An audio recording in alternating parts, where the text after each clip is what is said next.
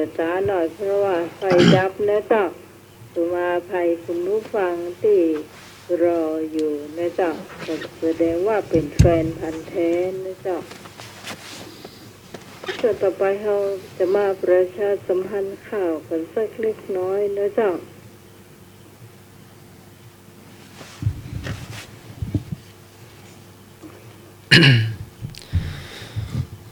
วันพรุ่งนี้ก็เป็นวันออกพรรษาเนาะ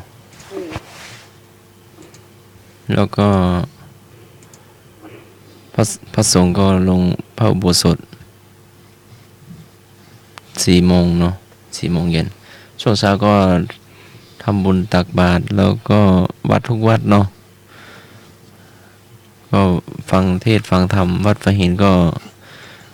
เทศน์ธรรมเมืองอานิสงส์ออกพรรษาเนาะ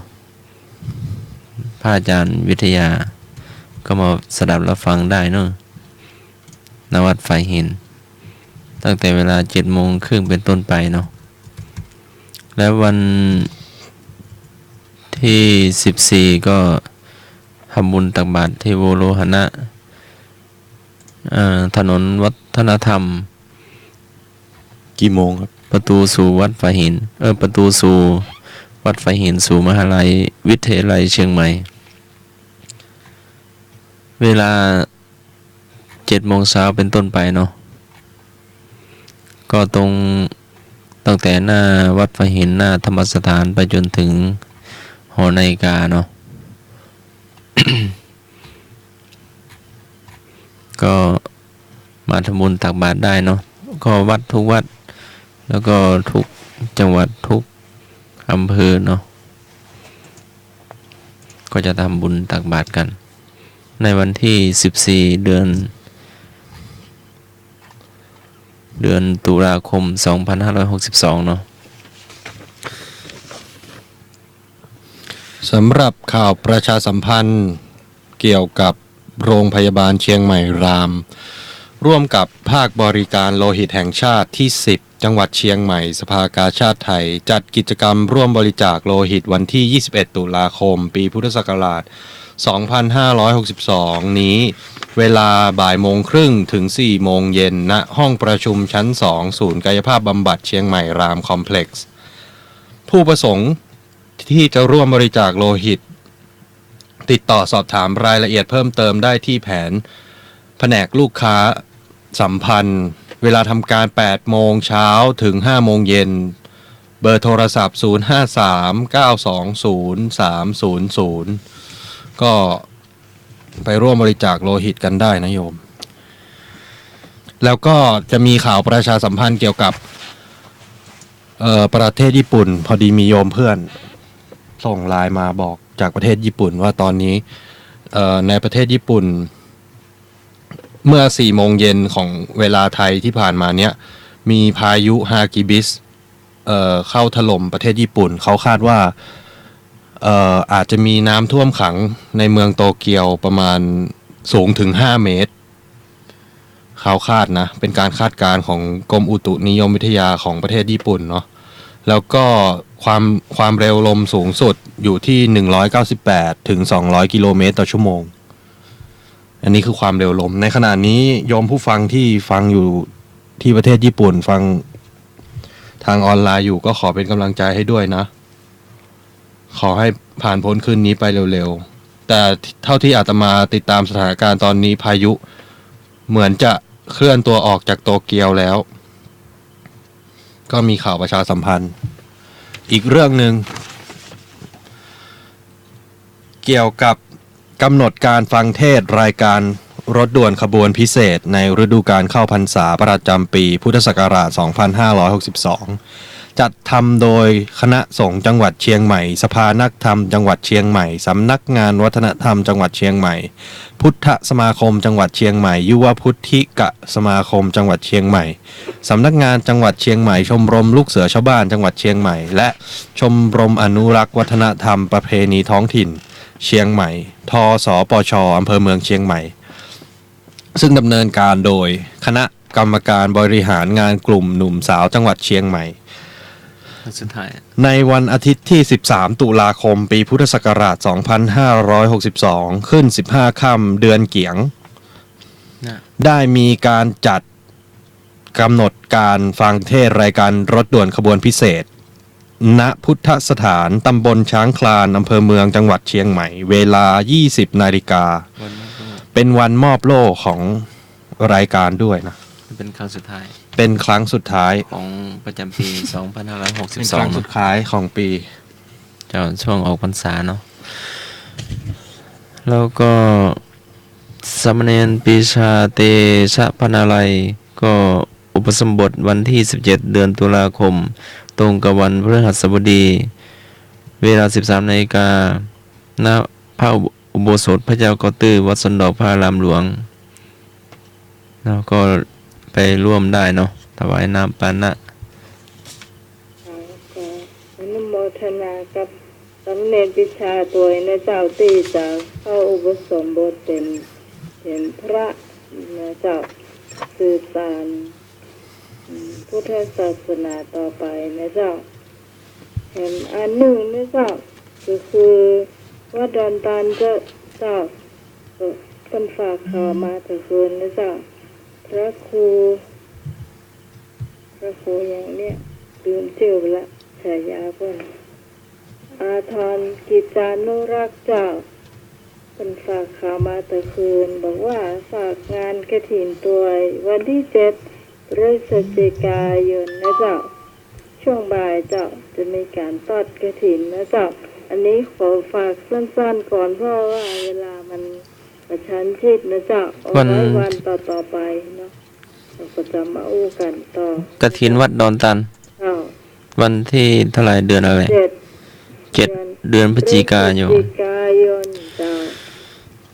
ทอดกันช่วงบ่ายนะเจ้า เจ้าแล้วก็คณะสงฆ์จังหวัดเชียงใหม่เจริญพระพุทธมนต์จิตตภาวนาประกอบสามีกิจกรรมทำวัดสวดมนต์ทำวัดแล้วก็ขออภัยประกอบสามีกิจกรรมทำวัดพระมหาเทรานุเทระวันออกพรรษาพุทธศักราช 2562 ณ วัดพระสิงห์วรมหาวิหาร ตำบลพระสิงห์อำเภอเมืองจังหวัดเชียงใหม่ในวันศุกร์ที่ 18 เดือนพฤศจิกายนเดือนตุลาคม 2562 ตรงกับวันแรม 5 ค่ำเดือนเกียงเหนือเนาะตั้งแต่เวลา 13 นาฬิกาเป็นต้นไปทำพิธีสามีกิจกรรมพระมหาเทรานุเทระวันออกพรรษาเนาะแล้วก็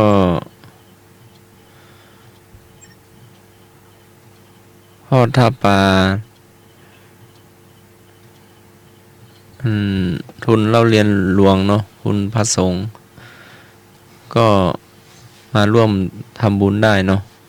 วัดทุกวัดทั่วไทยก็จะรวบรวมส่งเจ้าคณะตำบลอำเภอส่งทางจังหวัดต่อไปเนาะแล้วก็จะร่วมเป็นเจ้าภาพพิธีทำบุญทอดกฐิน 2562 กองละ 59 บาทเพื่อสมทบทุนก่อสร้างศาลาอเนกประสงค์2 ชั้นทอดถวายหน้าสำนักสงฆ์ห้วยหยาบตำบลทาเหนืออำเภอแม่ออนจังหวัดเชียงใหม่ในวันเสาร์ที่ 2 เดือนพฤศจิกายน 2562 ตำบลห้วยยาวก็ ตำบลห้วยยอยักษ์สลาบอใบไม้ ห้วยยาว เจ้า แล้วก็น้อยมรกตมกทายก วัดฝาหินกับเพื่อนอีก 1 ท่านก็จะอุปสมบทในวันที่ 9 เดือนพฤศจิกายน เวลาบ่ายโมงณอุโบสถวัดฝาหินเนาะ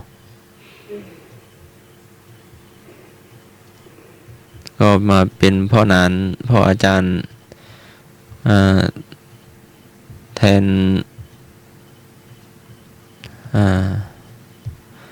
พ่อนา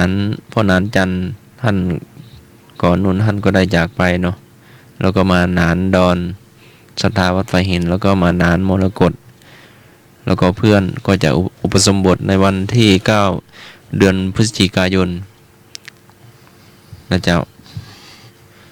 ท่านเอาไว้เต้ยก่อนก็แล้วกันเนาะเพราะว่า แล้วก็พบปะธรรมะราคลายเครียด รายการธรรมะใครเครียดเจ้า ในวันที่ 16 เดือนมกราคม 2563 ปีหน้า ปีหน้าเจ้า ท่านแรกคือคุณพ่อแดงแม่ชื่นสุริยดร เป็นบิดามารดาโยมนาใหม่เนาะ เจ้านี่บริจาคมา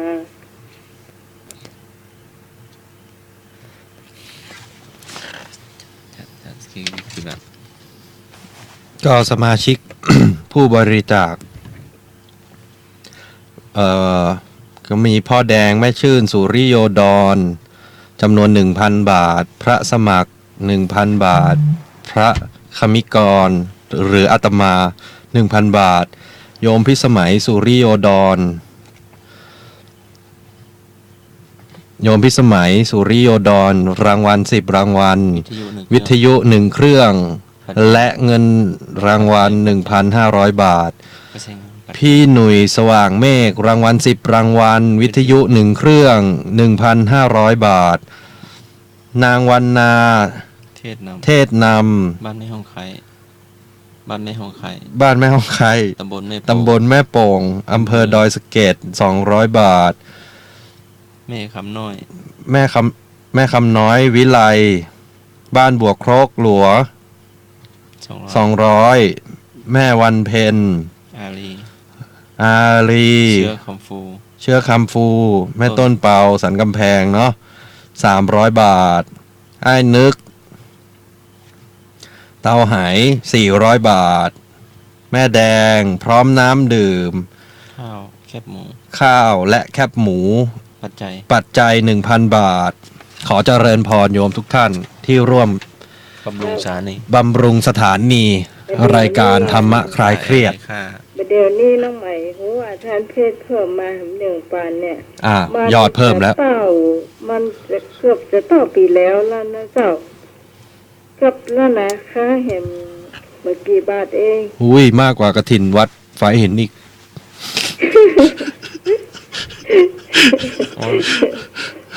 เกือบละเกือบเศร้าละ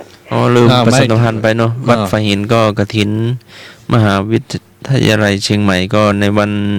ที่ 26 เดือน มหาวิทยาลัยเชียงใหม่เป็นเจ้าภาพ 2562 เวลาบ่ายโมงเป็นต้นไปเนอะมาร่วมบุญร่วมบุญใหญ่เนาะ มาพบปะ ยังมาถึงสิ้นปีแต่นะเจ้าก็รู้สึกว่าเจ้าภาพเขาเป็นสาย จะช่วยมา ศสน จะได้วัดจะได้เจริญ ก็จบกันไปเนาะช่วงประชาสัมพันธ์ ยัง ยังเนาะ ยังเนาะ พิธีเจริ พิ่ ญ งนึกขึ้นได้เนาะ พระพุทธมนต์ พระพรชัยมงคล พระบาทสมเด็จพระเจ้าอยู่หัว และสมเด็จพระนางเจ้าพระบรมราชินี และสมเด็จพระนางเจ้าสิริกิติ์พระบรมราชินีนาถพระบรมราชชนนีว่าถูกก่อนพันปีหลวง 2562 ตามมติมหาเถรสมาคมที่ 579/2560 และที่พิเศษ 1/2560 โดยคณะสงฆ์จังหวัดเชียงใหม่ร่วมกับจังหวัดเชียงใหม่และสำนักงานพระพุทธศาสนาจังหวัดเชียงใหม่ทั่ววัดทุกวัดทั่วประเทศไทยทั่วทุกจังหวัด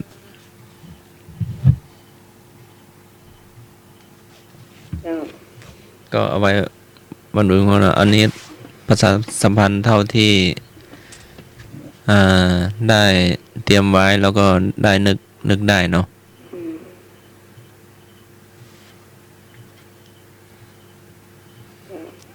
สำหรับคุณผู้ฟังจะเพิ่มเติม มาทำบุญกับธรรมะใครเครียดก็ฝากท่านสมัครมาก็ได้แน่เจ้า หรือว่าจะมาด้วยตนเองในวันที่16ก็ได้นะเจ้า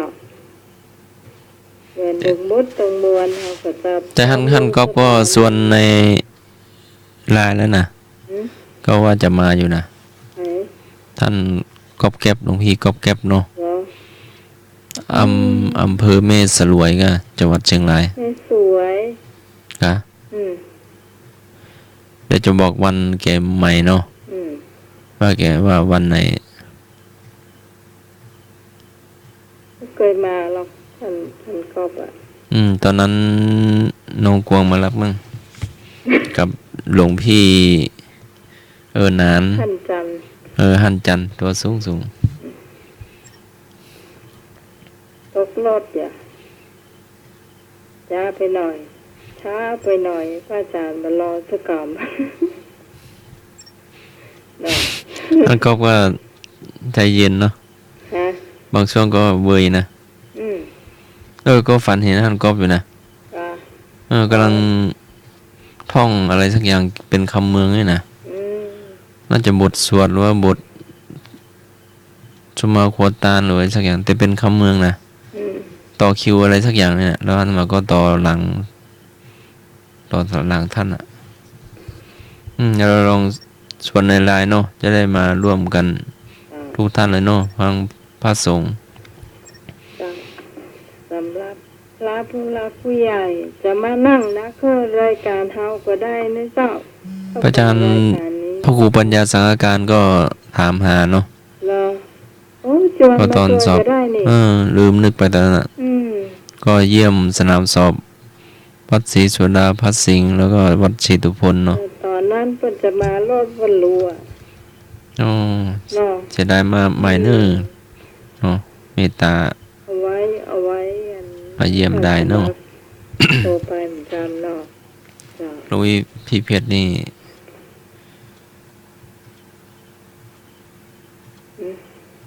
มาเนาะ จบไป รับบัก 16 มกรา ภาพไม่เกินหรือขึ้นเนาะแต่ตั้งใจไว้แล้ว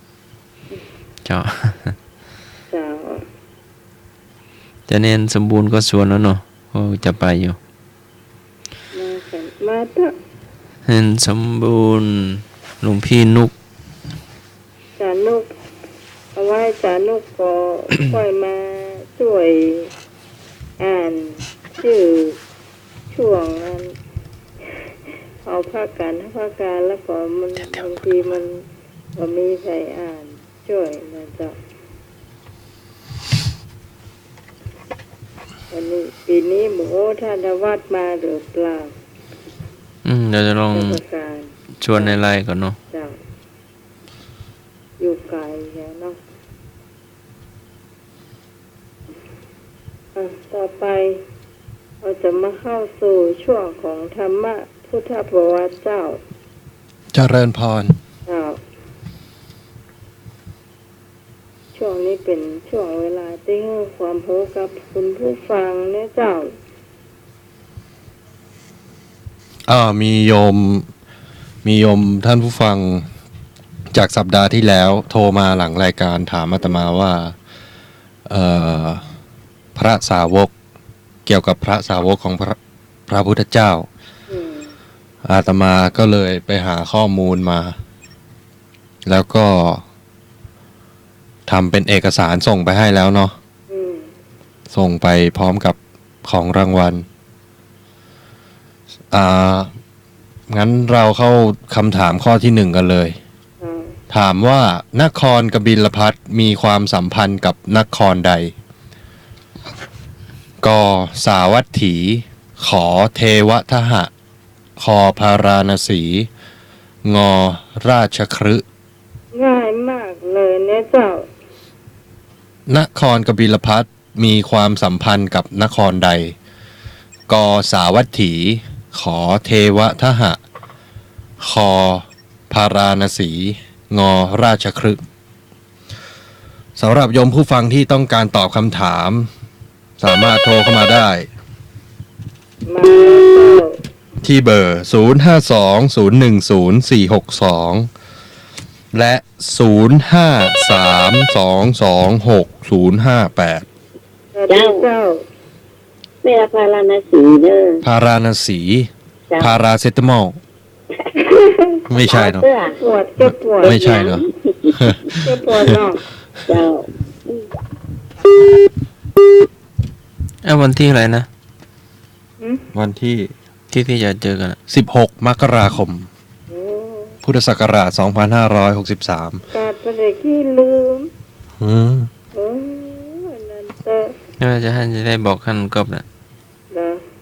16 มกรา ปี61แล้วปี62 โอ้ย63สิ หลวงพี่รู้ทางไหม ถ้าว่าขับรถมาแล้ว รู้อยู่ รู้อยู่ใช่ไหม จะได้พาไปถูก ไม่ใช่ มาตั้งหลายรอบ ไม่ให้หลวงพี่พาไปไม่ถูกก็ไปไม่กันไม่ถูกนะ ไปขึ้นโผล่ไปนู่น ดอยปุยนู่น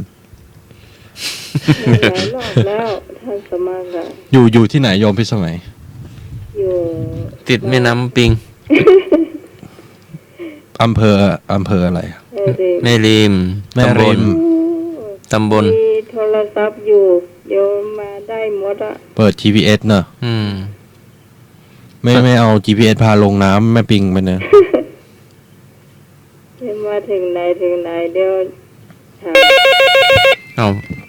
อยากให้โยมประชาสัมพันธ์ออกไปด้วยเผื่อมีโยมท่านผู้ฟังอยู่ไง ถาม ครับผม อ้าว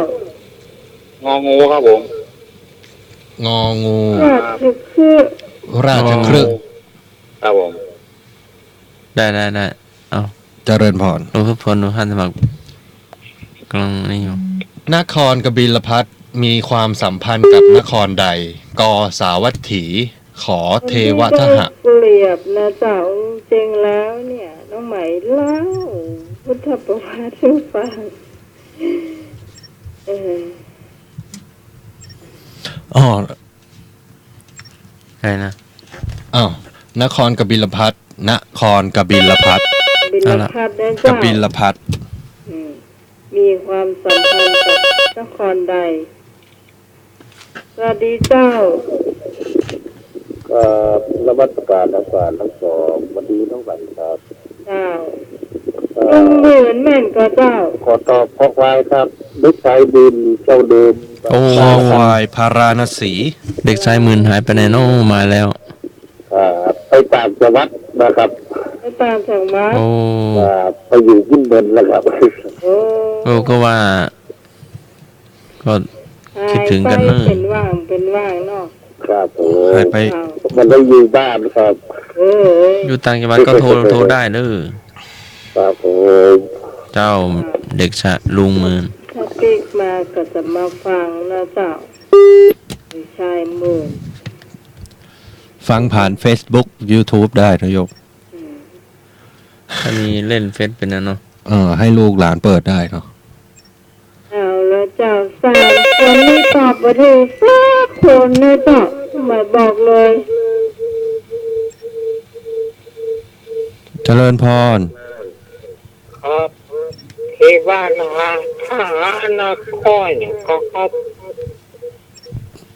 อะอย่าง เทวานา เทวทหะข้อขอไข่ ถ้าเราข้อเอาข้อขอไปแล้วครับ เจริญพร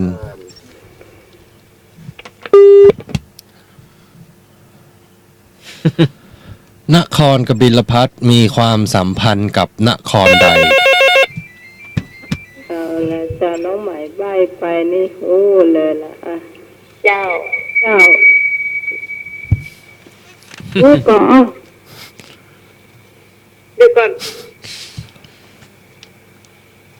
ก็ ไก่ ที่ ก็ นึกว่าสามคนนั่นตอบมาถึงสามคน ฮะขนมหม้อเอาขอไข่ พันโชค พันโชค เอาขอไข่ตัวไอ้นึก เอา เจ้า Are you mine ฮะ Are you mine พันโชคอายุไม นครกบิลพัทมีความสัมพันธ์กับนครใด แม่บุญมาเลย ก็สาวัตถี บ่าวธงชัย ขอเทวทหะ คอพาราณสี งอราชคฤห์0520104462คุณผู้ฟังต้องเข้าใจก่อนนะเจ้ากรุงกระบิลพัทเนี่ย เป็นพระเจ้าสุโธทนะเปิ่นปกครองอยู่นะเจ้า สัมพันธ์กับกรุงไหน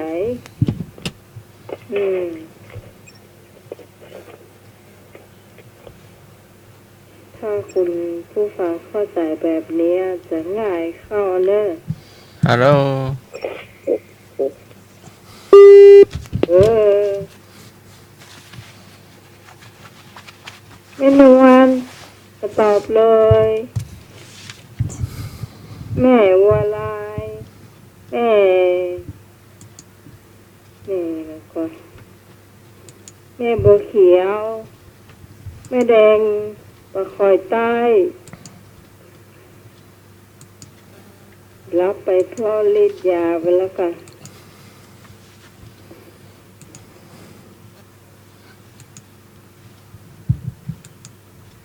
นคร จะแม่ตังห้วยหลานนะเจ้า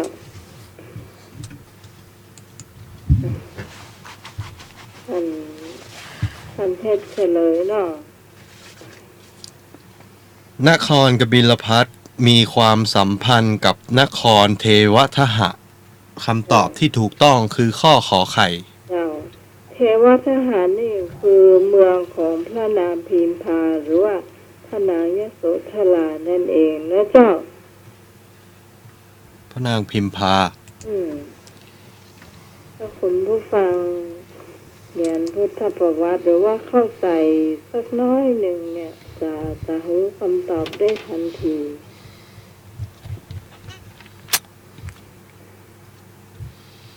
สำหรับคำถามข้อต่อไป เจ้า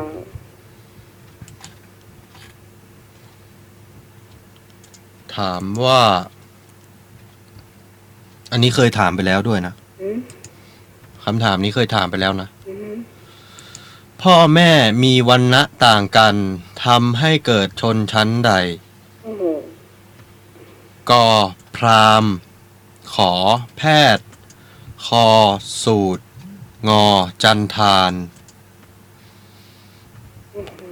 ข้อนี้ง่ายมาก ง่ายมากเลยเคยถามไปแล้วด้วย ง่ายมาก เคยถามไปแล้ว เจ้า ประมาณสองสัปดาห์ที่แล้ว มาแล้วจ้าที่สองเจ้า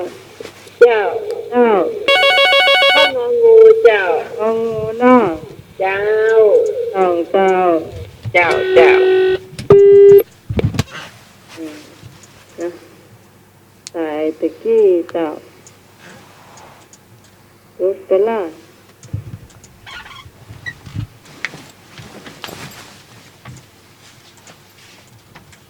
โทรมาใหม่เนื้อเจ้าสายรถเนอะ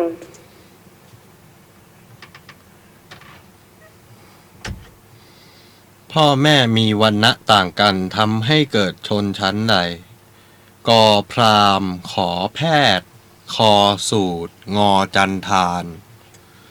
พ่อแม่มีวรรณะต่างกันนะ เจ้า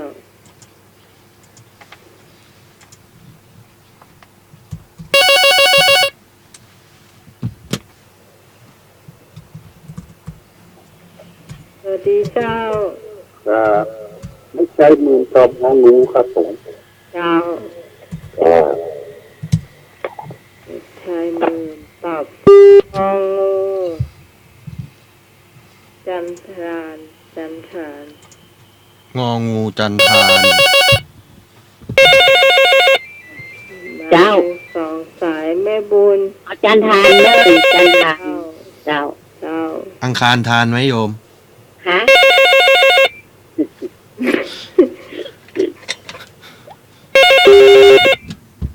ครับผม เจ้า จันทาครับ จันทาน ครับ เจ้า ครับผม อังคารก็ทานเนาะ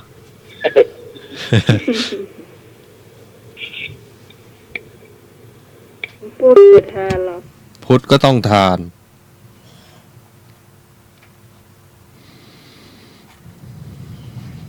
พ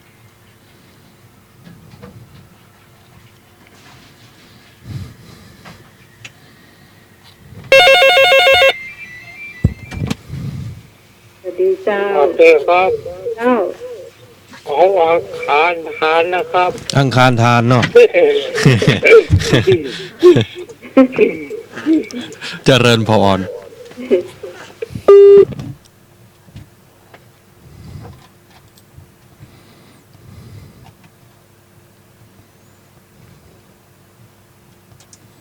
ดีเข็มก็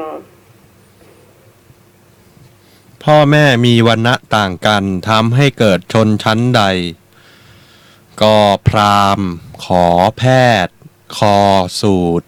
งอจันทานวรรณะแพทย์นี่ถ้าไม่เคยอ่านนี่จะเข้าใจว่าเป็นแพทย์ทอทหารนะ แต่แพทย์อันนี้คือสอสลายอยักษ์กะลัน จะอธิบายวรรณะแพทย์ให้ฟังก่อนเนาะคร่าวๆก่อนที่จะเฉลย คือวรรณะนี้มีหน้าที่ศึกษาเล่าเรียนเกี่ยวกับการทำเกษตร และก็การประกอบการค้าและพาณิชย์ต่างๆ เป็นกลุ่มคนที่มีนิสัยเฉลียวฉลาด และมีวาจาในการค้าขายเป็นอย่างดี อันนี้จะเป็นวรรณะแพทย์ ในคำตอบมีพราหมณ์แพทย์สูตรและจันทานคำถามถามว่าพ่อแม่มีวรรณะต่างกันทำให้เกิดชนชั้นใดนะ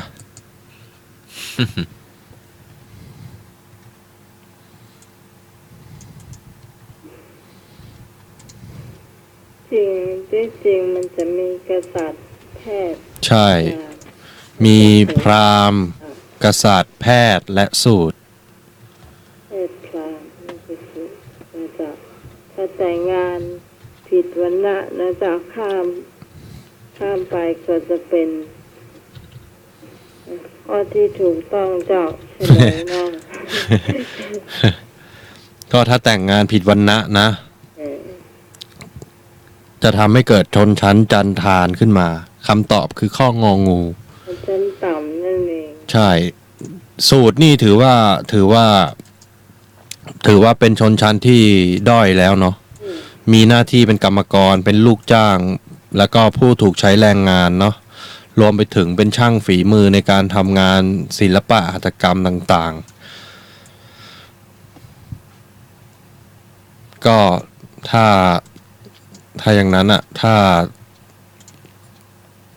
พ่อแม่มีวรรณะต่างกันก็จะทำให้เกิดชนชั้นจันทานขึ้นมา ซึ่งมียศด้อยกว่าสูตรอีกเนาะสำหรับคำถามข้อต่อไป จ้ะก็จะกี้งองูแน่ โอ้ จ้ะ ข้อนี้ก็ง่ายแท้ ข้อนี้ก็ง่ายมาก เคยถามไปแล้วด้วย เคยถามไปอีกแล้ว วันที่เจ้าชายสิทธัตถะประสูติตรงกับข้อใด กวันมาฆบูชา ขอวันวิสาขบูชา คอวันอาสาฬหบูชา งอวันอัฏฐมีบูชา วันที่เจ้าชายสิทธัตถะทรงประสูติตรงกับข้อใด กวันมาฆบูชา ขอวันวิสาขบูชา คอวันอาสาฬหบูชา งอวันอัฏฐมีบูชา ง่ายนะเจ้าง่ายข้อนี้ 0533226 เร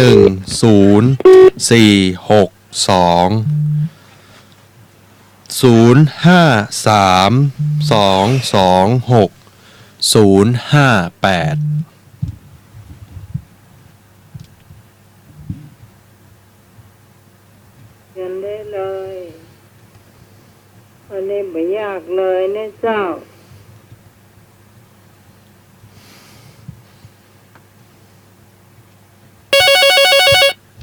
ลงท้ายเขาว่าบูชาทั้งนั้นเลย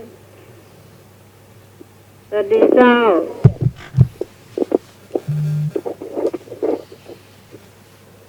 เสียงดังขอ อบ อู้เลยอู้กับเมืองโลด เจ้าว่าสาเจ้าโอ้แต่ข้อควายเจ้า ข้อคอควาย วันอาสาฬหบูชานะ ห้วยลานเจ้า แม่ห้วยลาน ก็ได้แต่นะเจ้า แม่เวลาน ห้วยลานเจ้า เจ้าแม่ เจ้าแม่ เจ้าแม่ กวนอิม ห้วยลาน แม่ห้วยลานตอบวันอาสาฬหบูชา เป็นวันที่เจ้าชายสิทธัตถะทรงประสูติเนาะใช่หรือไม่ใช่ต้องรอฟังเฉลย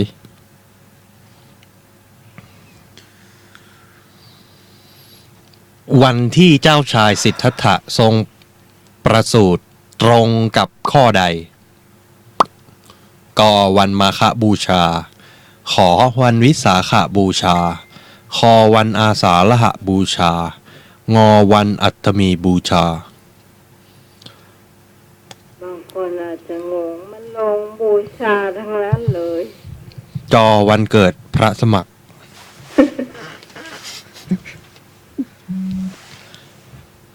วันที่เจ้าชายสิทธัตถะทรงประสูติตรงกับข้อใด โอ้ง่ายมากเลยเนี่ย ง่ายนี่แสดงว่าท่านเพชรวิชาพุทธประวัตินี่ไทยเขียนเรียบนะ นิดหน่อยโยม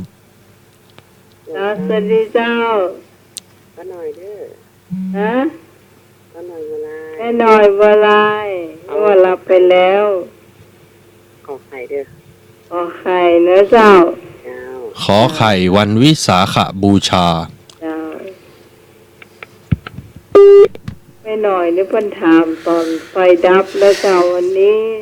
น้องพี่สมัยจะมาจัดรายการก็ ก็ต้องรอเป็นชั่วโมงด้วยเจ้านี่เฮาก็ต้องใจคุณผู้ฟังนะเจ้าสวัสดีเจ้า ครับผม เจ้า ขอใครครับผม ขอไข่เนาะ ครับ เจ้าไอ้หนุ่ยนะเจ้าผมจริงให้นึกน่าจะเข้ามาก่อนให้หนุ่ยกันนะ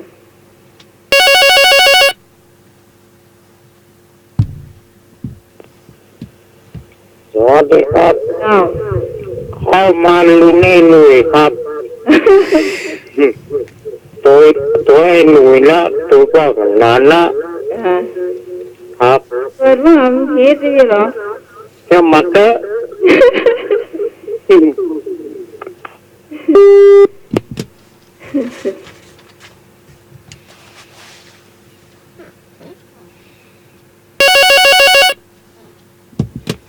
เกินพร เจ้า เกินพร เจริญพร เอาขอไข่ ข ขอ อ ไข่จะเปิดขนาด เอา เอาขอไข่แล้วโยม เอากี่ฟอง เอาฟองเดียวกับปอแล้ว ฟองเดียวเนาะ ต้มหรือว่า ทอด กินต้ม แกง กิน ไข่ ต้ม ต้มเนาะ เจ้า ต้มเป็นแกง ต้มทั้งเปลือกแล้วก็กินทั้งเปลือกเนาะ หรือว่า แกะกินจังในมันก็ อ๋อ กินตักใดมันเนาะ เจ้า เจริญพร บึกก่อนบึกจะทำปัญหาท่านเพชร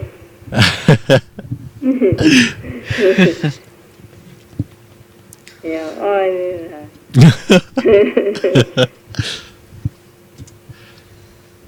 อ่ะมีอีกหนึ่งสาย มา เจ้า เจ้า ต้องเอาขอไข่ไปคนละเด้อ เจ้า เจ้า เอาขอไข่อีกแล้ว ต้มก็ต้มเท่ากันเนาะ เอาต้มด้วยกันเนาะ เอาไปคนละฟองเนาะ อุ้ยอีมีเลขสมัยอยู่เว้ย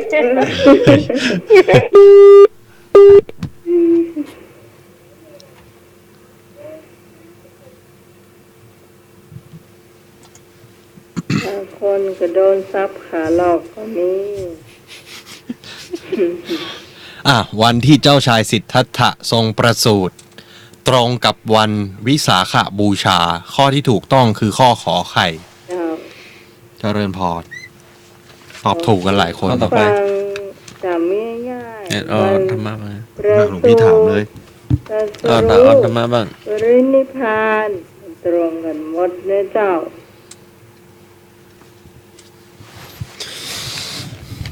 คำถามพุทธศาสนามหนึ่งคิหิสุขคือความสุข มีความหมายว่าอย่างไรคิหิสุขเป็นภาษาบาลีก็ความสุขใจขอความสุขทางกายขอความสุขของชาวบ้านงอความสุขที่ได้ขับรถมาทำบุญในวันออกพรรษาพรุ่งนี้ อันนี้ออกสอบเลยนะ อันนี้ออกสอบเลยนะ นักทำตรีที่ นะ ที่ผมเพิ่งไปสอบมา เนี่ยมีออกสอบ คิหิสุนี่นะ อ่า ขอโทษตรงคำภาษาบาลีว่าคิหิสุมี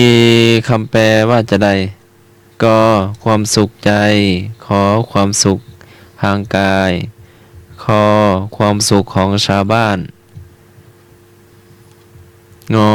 ความสุขที่ได้ขับรถมาวันพระพรุ่งนี้วันออกพรรษาคนดีเลยกันใครตอบอ่ะเนาะ ในคำถามนักทำตรี เขาถามว่าไง ที่สนามสอบอ้าว สวัสดีเจ้า เจริญพร เอ้า แล้วค่ะเจ้าเอาก็ใครที่ลูกอีก ข้ออย่างนะ ฮะ เจริญพร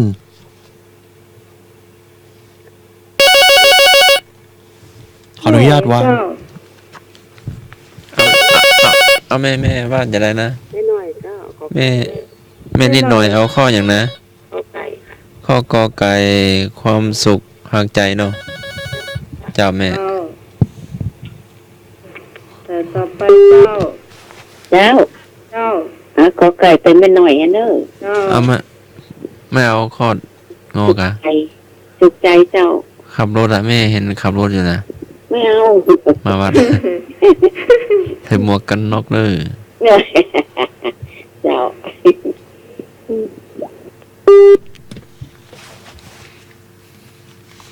เมื่อบุญเปิ้นเวลาเปิ้นมาเปิ้นหมวกกันนอกหรอก อืม อืม สวัสดีครับ เจ้า ผมเอาข้อสุขใจนะครับ ภูมิใจ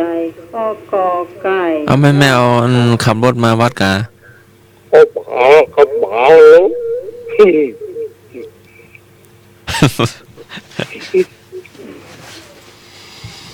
เจ้า ทำด้วยใจก็ดีแล้วครับเอาข้อสุขใจนะครับ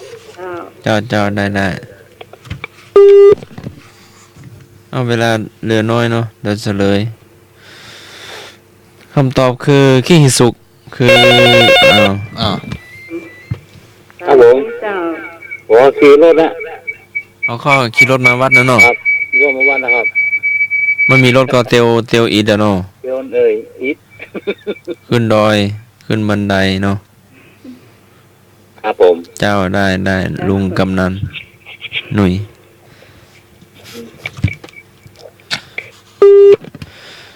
มาแบบตลกไปได้ ขี้สุกคือข้อที่ถูกความสุขของชาวบ้าน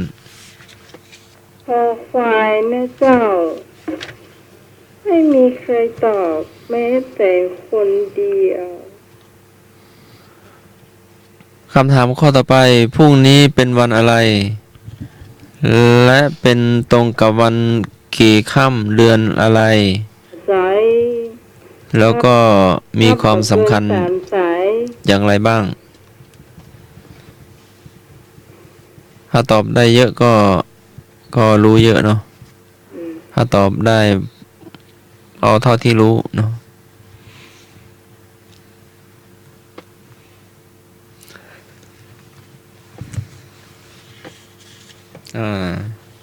วันพรุ่งนี้เป็นวันสำคัญ ชื่อว่าวันอะไร วันหวยออก ใช่ไหม ไม่ใช่เนาะ ออกมาถึงจ้า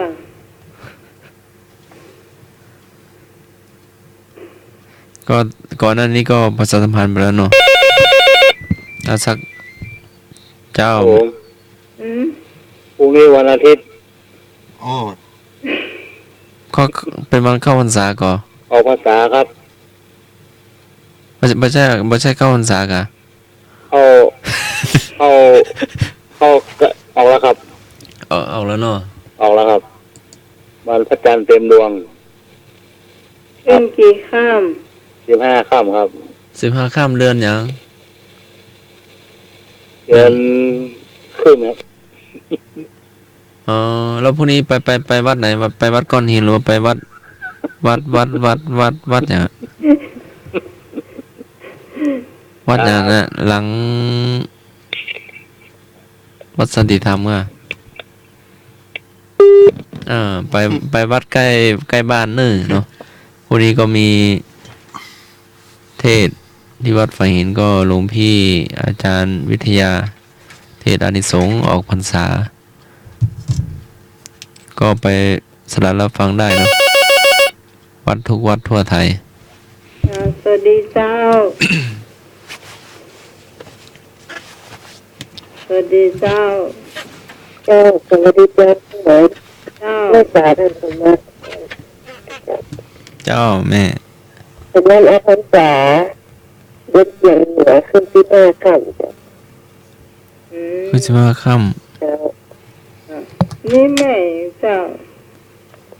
ำแม่หยั เสีย ง งใครได้ยินเลยเจ้า แม่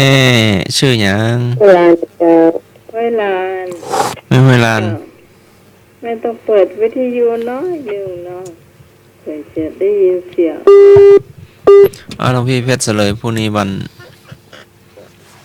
พรุ่งนี้เป็นวันออกพรรษา คือวันสิ้นสุดระยะการจำพรรษา ชาวพุทธนิยมตักบาตรเทโวเพื่อระลึกถึงพระพุทธองค์เสด็จกลับจากการ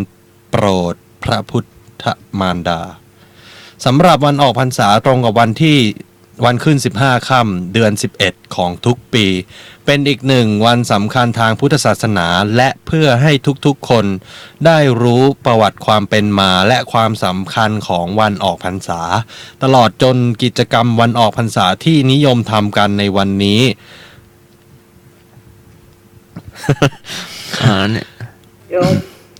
อีกสัก3 แถว คือเมื่อเทศกาลเข้าพรรษาได้ผ่านพ้นไปถึง3 เดือนก็จะเป็นช่วงเวลาของวันออกพรรษา ซึ่งถือเป็นการสิ้นสุดระยะการจำพรรษา หรือออกจากการอยู่ประจำวัดในช่วงฤดูฝนตลอด3 เดือนของพระภิกษุสงฆ์โดยวันออกพรรษาตรงกับวันขึ้น15 ค่ำเดือน 11 ของทุกปี ซึ่งเรียกอีกอย่างว่าวันมหาปวารณาคำว่าปวารณานั้นแปลว่าอนุญาตหรือยอมให้ ทั้งนี้วันออกพรรษาพระสงฆ์จะประกอบพิธีทำสังฆกรรมใหญ่ที่เรียกว่ามหาปวารณาในวันออกพรรษา ซึ่งเป็นการเปิดโอกาสให้ภิกษุดังกล่าวตักเตือนซึ่งกันและกันได้เนื่องจากในระหว่างที่เข้าพรรษาอยู่ด้วยกัน พระสงฆ์บางรูปอาจมีข้อบกพร่องและต้องแก้ไข การให้ผู้อื่นว่ากล่าวตักเตือนก็จะทำให้รู้ข้อบกพร่องของตนอีกทั้งยังเปิดโอกาสให้ถามข้อสงสัยซึ่งกันและกันได้ด้วย พระผู้ใหญ่ก็กล่าวตักเตือนพระผู้น้อยได้ และพระผู้มีอาวุโสน้อยก็สามารถชี้แนะถึงข้อไม่ดีของพระผู้ใหญ่ได้เช่นกัน แม้พระผู้ใหญ่จะมีความอาวุโสมากกว่า แต่ท่านก็ไม่ได้สำคัญตนผิดคิดว่าท่านทำอะไรแล้วถูกไปหมดทุกอย่างเพื่อเป็นเครื่องมือชี้ให้เห็นวิธีการคอยสังวรคือตามระวังไม่ประมาทไม่ยอมให้ความเลวร้ายเกิดขึ้นได้เหมือนล้อมรั้วไว้ก่อนที่วัวจะหายไม่ว่าอยู่ในเทศกาลเข้าพรรษาหรือออกพรรษาพระท่านจะประพฤติดีประพฤติชอบตามระบอบของพระธรรมวินัยอยู่ตลอดเวลาสำหรับคำว่าปวารณามีคำกล่าวเป็นภาษาบาลีดังนี้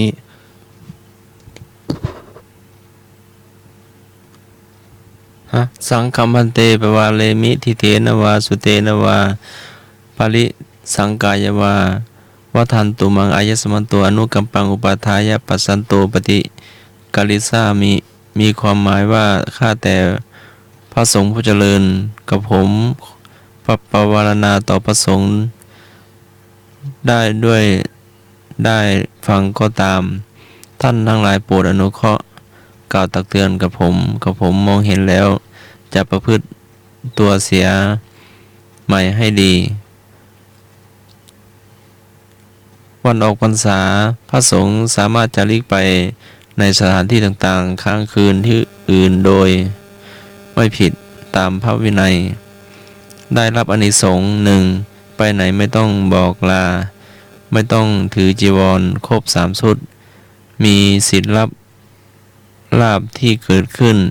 มีโอกาสได้อนุโมทนากฐินที่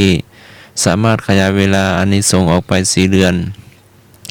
คำถามต่อไปเป็นคำถามประวัติศาสตร์ ฮะ มามัน5 ทุ่มปลายแล้ว 5 ทุ่ม 5 นาทีแล้ว 5 ทุ่ม แค่ข้อเดียวเอง พอแล้ว วีรสตรีคนแรกของไทย คือท่านอะไร วีรสตรีแปลว่าอะไรครับ อาจารย์ ก็ชื่อก็บอกอยู่แล้วน่าจะเป็น เป็นมหากษัตริย์ ผู้หญิงมั้ง ท้าวสุรนารี โอ้ย ใช่ไหม คำถามประวัติศาสตร์ชาติไทย วีรสตรีคนแรกของไทย ใจว่า มีพระนามว่าอย่างไร ใจว่าใจนะ เอาคนบกเก่าบกแก่ เคยทำเป็นภาพยนตร์นะ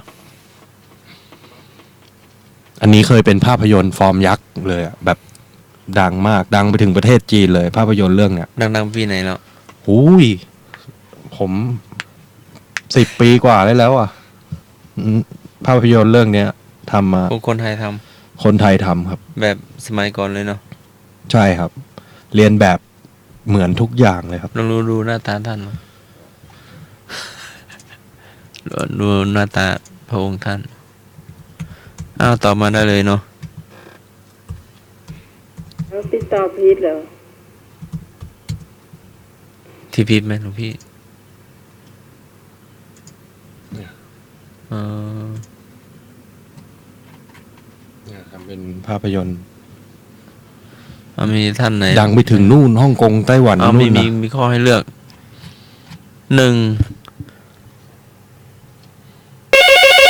เอา อุ้ย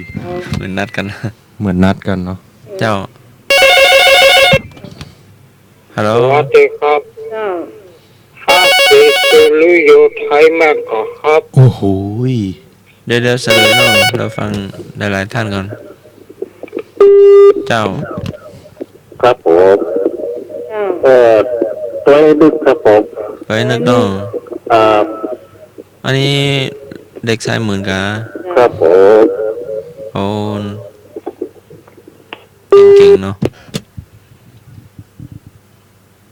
เอาได้เวลาพอสมควรเนาะจะเที่ยงคืนแล้วอ้าวเฉลยหลวงพี่วีรสตรีคนแรกของไทยคือ พระศรีสุริโยไทย ช่วงต่อไปเป็นช่วงกับข้าวร้านนา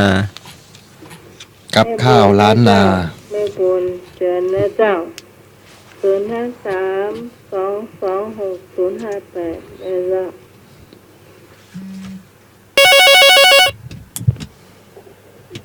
ช่วงที่น้องหมายเขาอยากกินข้าวเลยนะ ถ้าอยากกินข้าวเนี่ย อยากกินข้าววะ กินขนมก็แล้วกินนมก็แล้ว คิดถึงข้าวไม่บุญเนาะ กี่ เจ้า เริ่มได้กี่ข้าวแรงกะ ตอนนั้นมันบอกขยากเนาะ งวมเดยวนี้ขยากเลยเนาะจะเขากินแกงอ่อมเนาะออกกินไก่เมืองเนอะ เจ้า เจ้าพูกแม่แกงไปว่าเจ้าซื้อไว้เรียบร้อยเตรียมไว้เรียบร้อยละ อืมเจ้า สวัสดีครับ แม่บุญกังเลินล้ำนะครับ เจ้า คือคุณวิสมัยกิน เจ้า คุณวิสมัยยักษ์เปิ้ลยังไม่ได้กินข้าวเด้อ รับรองว่าล รับรองย่างล้ำเนอะ ำจ้า อันนี้กับข้าวอย่างแม่ แกงไก่ แกงไก่ แกงไก่แกงเมือง แก นะ งอ่อมไก่ ออมไก่ ไม่มาใส่กะทินะ ที่จะเตรียมไปวันออกพรรษาพวกนี้น่ะ เจ้า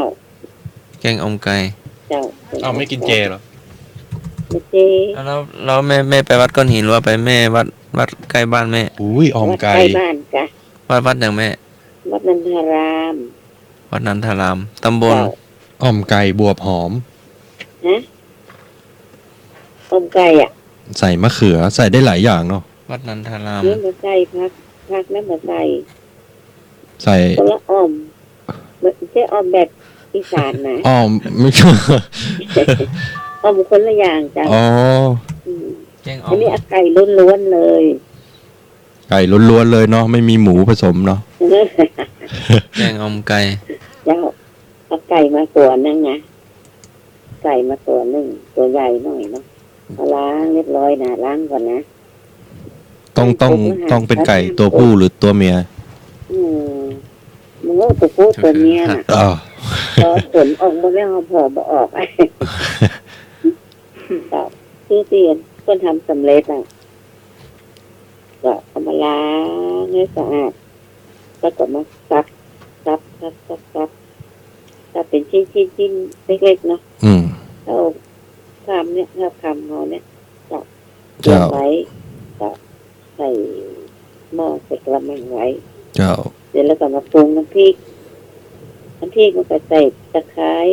ใส่ข่า เจ้า ใส่หอมกระเทียมพริกแล้วก็พริกพริกก็ต้องใส่เยอะหน่อย ต้อ เนาะ งใส่ขมิ้นแบบ แต่กะแต่ขมิ้นตัวแต่บะแคนตัวหน่อยบะแคนอันนั้นเนอะบะแคนปรุงแยงเนอะ บักแคน บะแคนมันคือสมุนไพรเนี่ย แฟนนี่ถ้าอยากผมบายกันนะ อีก หน้าตาเป็นยังไงเนาะ กินแล้วมันเมื่อยแต่ เออ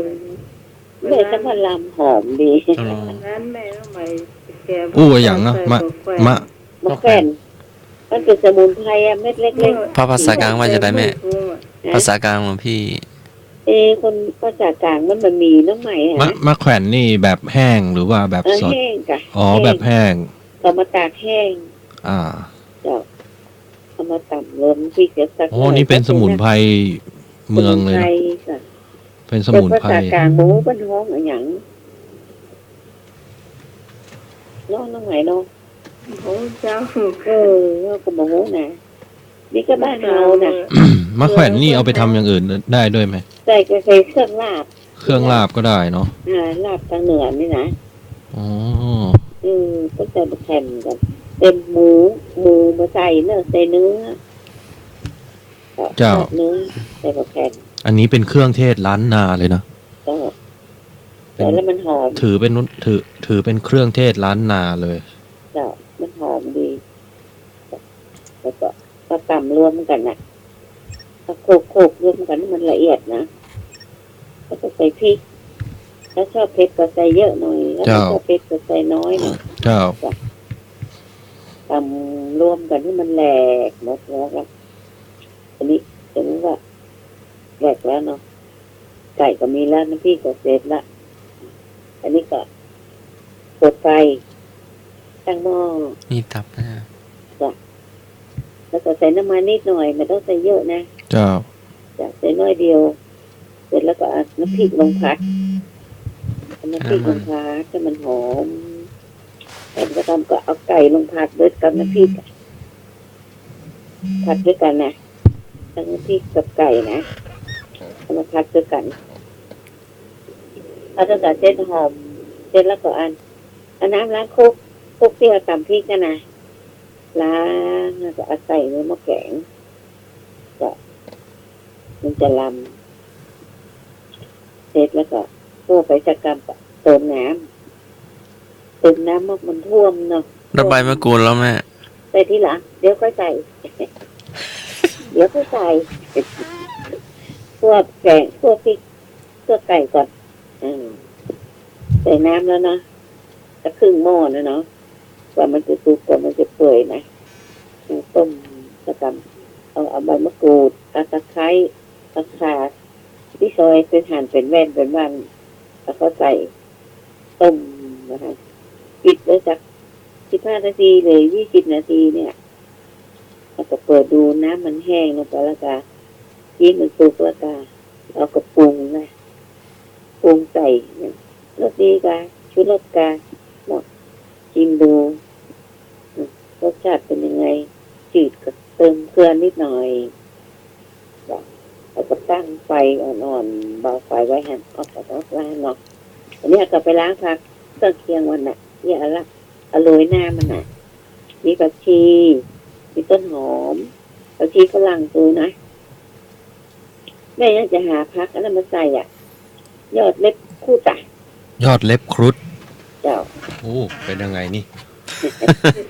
ต้นมันใบ ยอดเล็บครุฑ ปล่อยๆนะใบมันไม่ค่อยมีประเดี๋ยวตั้งในเมืองก็มันจะมีรอบนอก น่าจะมีทางรอบนอก เจ้า มีในวัดฝายหินก็มีนี่ แบบเนี้ย อยู่ในแถวไหน เห็นไหม อยู่นู่นอยู่ข้างบนนู่นเลย ติดกับสวนสัตว์เลย หลวงพ่อปลูกไว้ อืมเล็กคูดนะเอายอดอ่อนๆมานะ เล็บ เด็ พู ก ด นะ เพื่อ แต่ไม่เคยเด็ดกินสักเตื้อ กับลาบตัวนอก เจ้ากับลาบก็ได้ อืม จะเก่งอมไก่เมืองนี่ก็ลำถ้ามีเล็กคูดก็ใบจันทร์ใบจันทร์นี่มันเป็นน้องอย่างน้องมันจะเพชรเนาะใบจันทร์ต้องหมายคือจริงก็ มันเพชรเจ้า ใบเดียวนี่โห เล็บมันหอมเนาะ อ่า เจ้าจะเก่งอมไก่นี่มันหอมแล้วผักชีฝรั่งต้นหอมป้อมซอยไว้แล้วเนาะเสร็จละน้ำมันแห้งแล้วเปื่อยละอันน้ำกุกกิกน้ำต้องน้ำนักนะก็เราไข่จะมากินตัวมาไอ้นึกกะ มันขยะโรดนะแกงอ่องไก่นี่นะ เจ้าไก่เมือง บอก สวย ไป มาก นี่เพื่อว่าดาวกระจายแม่งก็ครับภาษากลางว่าดาวกระจายแม่งก็ครับ กระชาย ไม่ใช่ เจ้าก็ ดาวกระจาย ดาวกระจาย แม่นแม่นหมอเนอร์ อ้อ หมูห้องเล็กพุดนี่เนาะ เล็บคูดนี่บ้านผมก็มี นี่ ใบจันทร์นี่บ้องยีลา น่ะแม่นแหละยี่ลา ยีลาเนี่ยมันสุดยอดเพชรนะ นะ มันเพชรเหรอพี่แก่เลยเนอะ เจ้า ใบเดียวนี่พอ เอาใบใส่หอมดีใส่หน่อย เจ้าปิดไฟแต่นี่ปิดไฟเลยตักใส่ถ้วยแล้วก็ผั โอ้มีสรรพคุณเยอะมากเลยนะเนี่ย เล็บครุฑเนี่ย หอมเล กิน ย ได้นี่ก็น่าแก่เลย กินมูลไทยอายุยืนนะ เจ้ามีสมุนไพรเยอะเลย มีสรรพคุณเยอะมาก จ้ะ แค่เล็บครุฑอย่างเดียวนี่ก็ประโยชน์เยอะแล้วเนาะ ผักชีฝรั่งผักชีต้นหอมมีหมดทุกอย่าง สุ่ม20 นาที จบละแกงหอมไก่ ไก่เจ้า พรุ่งนี้ก็แกงน้ำพริกจำไว้ละไก่ก็ซับไว้ละจะตู้เย็นไว้ก่อน ซื้อเย็น ตี ไว้ก่อน 5ตื่นมาทำ เจ้าขอบคุณเจ้าแม่คุณ เจ้า แก่จบ ดี แล้ว หายหิวข้าวว่าหิวข้าว อืม เนาะ กินข้าวหมก3 โมงปลาย ต้มผักกาดเข็ม สมอง ใส่ ได้ ปลาห้อยมันละปลาห้อยใหญ่ๆน่ะ หอยกันใหญ่ๆนะ นะ เจ้า แล้วก็ ลำดี ก็จ้อเห็นถุงหนึ่งมด ชอบ มดเลยไปเลย เสียงมันหัวเราะเหมือนกัน นี่แล้วได้กินหมดกินแล้วมันน้องใหม่ตุยละ ว่าเราเจ๊หอมมันตะกอนเนอะทำสมัคร เมื่อปะใหม่ๆไอ้น้องใหม่ เดี๋ยวนี้ข้อมีเนื้อมีหนังแล้วเจ้า ตะกอนน้ำหนักมาถึง40 40 เดี๋ยวมัน เจ้าแม่ 45 แล้วแม่น้องขิม42ประเด็นเนี่ย โอ้น้องหนักกว่าละ45ละ แม่น้องขิม42 ตอนนั้น39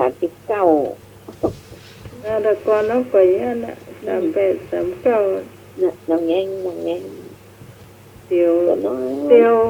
ยวไฟลมพัดก็ปิวนะ มันปลาใหม่ก่อนว่าปลาใหม่อ่ะเจ้าจบละ ถ้าใหม่ปี58แล้วลูก เจ้า อันนี้ไม่ใช่ปี58 62อ่ะ หนุกน้องน่าจะ10 ปีแล้วเนาะ หลายปีนะ 5 ปี โอ้ 263ครับ รู้สึกว่าแม่บุญนี่ไทยเป็นรุ่นแรกๆที่ฟังรายการ เจ้าซื้อคนไหนน้องใหม่ หน้าใหม่โทรมาใหม่ น้อ เน งใหม่ อะ รู้ โทรศัพท์อาจจะอีก เจ้าอันแม่วางเนาะถ้าจะมา ฮะ แม่วางก่อนนะเสร็จแล้วอ่ะเสร็จแล้วกินได้ละ ชอบกินได้แล้วเนาะ ตัดไปด้วยโดยสังคีแป้งหอมแม่เอามาประเคนเลย โอเคเจ้าแม่ นี่ก็เป็นช่วงอาหารพื้นเมือง จบกันไปสำหรับเมื่อกี้นะที่โยมเล่าให้ฟังเรื่องใบเล็บครุฑต้นเล็บครุฑเนี่ยมีประโยชน์มากเลยนะส่วนลำต้นเนี่ยสามารถนำมาต้มน้ำดื่มเพื่อช่วยดับพิษร้อนลดไข้แก้ท้องร่วง แก้ปวดหัว แก่นลำต้นสามารถนำมาฝนเพื่อทาสมานแผลได้ ส่วนรากซึ่งมีลดร้อนต้มดื่มช่วยขับปัสสาวะทำให้ผ่อนคลายแก้ปวดข้อได้ ต้นเล็บครุฑนี่มีประโยชน์มากเลยนะ ก็จบกันไปสำหรับช่วง อาหารเมือง อาหารเมือง ต่อไปก็จะเป็น รสเจียว เล่าเจี๊ยะ สำหรับโยมผู้ฟังที่มีประสบการณ์เรื่องตลกหรือว่าเรื่องเจี๊ยะ เอานะที่สมัย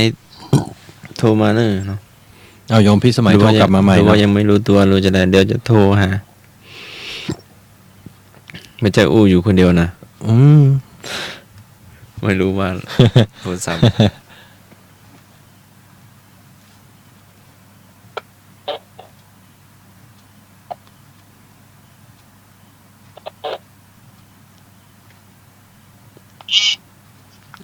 โทรศัพท์มัน แล้วมันโทรไม่ได้ โทรไม่ได้โทรเบอร์2260580532260058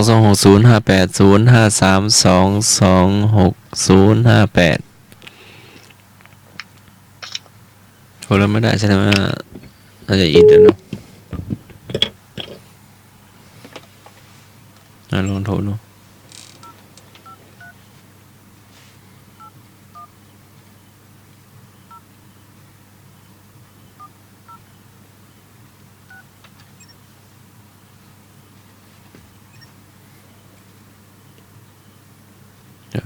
ว่าสายฮะ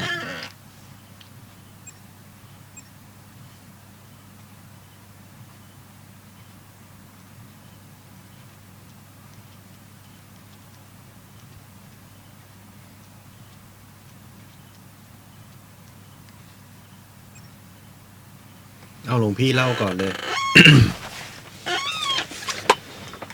รอเจี๊ยรอโยมพิสมัยเนาะหลวงพี่เตรียมมีอยู่ว่า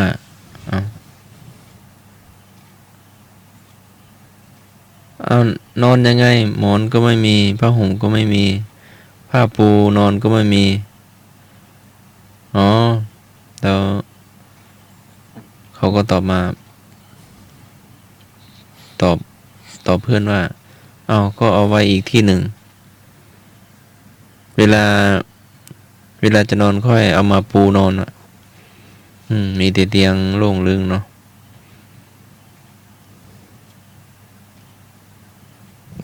ทีนี้ก็สอนให้รู้ว่าให้พับผ้าห่มพับผ้าปูนอน อ้าวเรื่องที่สอง เรื่องที่สองลิงน้อย เขากำลังเป็นนักกล้องก็สร้างกล้องมั่งเรามาถ่ายลิงน้อยก็เราลิงน้อย เอาปากมากัดตรงขอบกล้องอ่ะน่ารักเนาะลิงน้อย ลิงเอาลิงขบกล้อง แต่ไม่ขบแต่นะไม่โกรธนะ งับ แต่ว่าเอามา งับเล่นๆ เอาปากมางับเล่นๆเจ้าของกล้องก็ดีใจ กล้องวีเฟีย ลิงมาตอนนั้นมาวัดสายหินนะมาแอลอะแล้วมากัดแก้มเน้นน้อยอะ ลิงอะนะลิงแท้ๆเลยนะ ลิงแท้ๆน่ะ กัดแก้มเนนน้อยเหรอ อ่า เอาแล้วเนนน้อยทำอะไรอะ ก็ร้องไห้เลยกัน ไม่ใช่เนนน้อยทำอะไรทำไมลิงมันถึงมากัดเอา ก็ไม่รู้น่าจะเข้ามาในห้องเองก็หรือว่าเห็นเห็นน้อยเตียวเข้ามาในห้องก็ ลิงมาจากไหนหลวงพี่มาจากสวนสัตว์หรือว่าเขาพามา ก็ไม่รู้น่าจะมาเองอ่ะ โอ้มาจากบนป่านู่นนะ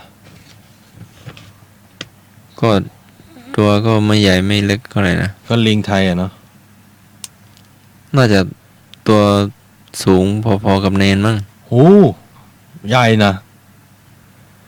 ไม่รู้ว่าลิงกระโดดไปขี่ไหลเนนแล้วก็ ลิงกัดแก้มเนนนะมันอยากจะหอมแก้มเหรอมั้ง หอมแก้มเนนน้อยก็ มันรักเนนน้อย น่ารักอะเนาะตัวก็น้อยอยู่นะชื่อว่าสมณเณรตีหรือว่าน้อยตีเนาะ น้อยตี อยู่ที่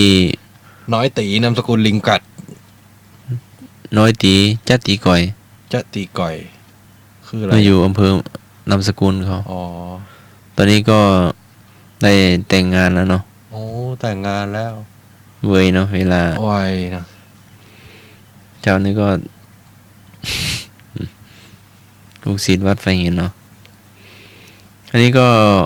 มีนักศึกษามา จากมหาวิทยาลัยเชียงใหม่เนาะได้มีจิตเป็นกุศลเนาะได้มาเที่ยววัดเที่ยววา เที่ยวโบสถ์วิหารลานวัดลานวา วันนี้ใช่ไหม ใบไม้วันนี้ เมื่อกลางวันนะเป็นนักศึกษามาช่วยบำเพ็ญประโยชน์ทำความสะอาดวัดแล้ว ช่วงเช้ามี70 ท่านเนาะช่วงบ่ายมาเนาะโอ้โมทนาเจ้า ค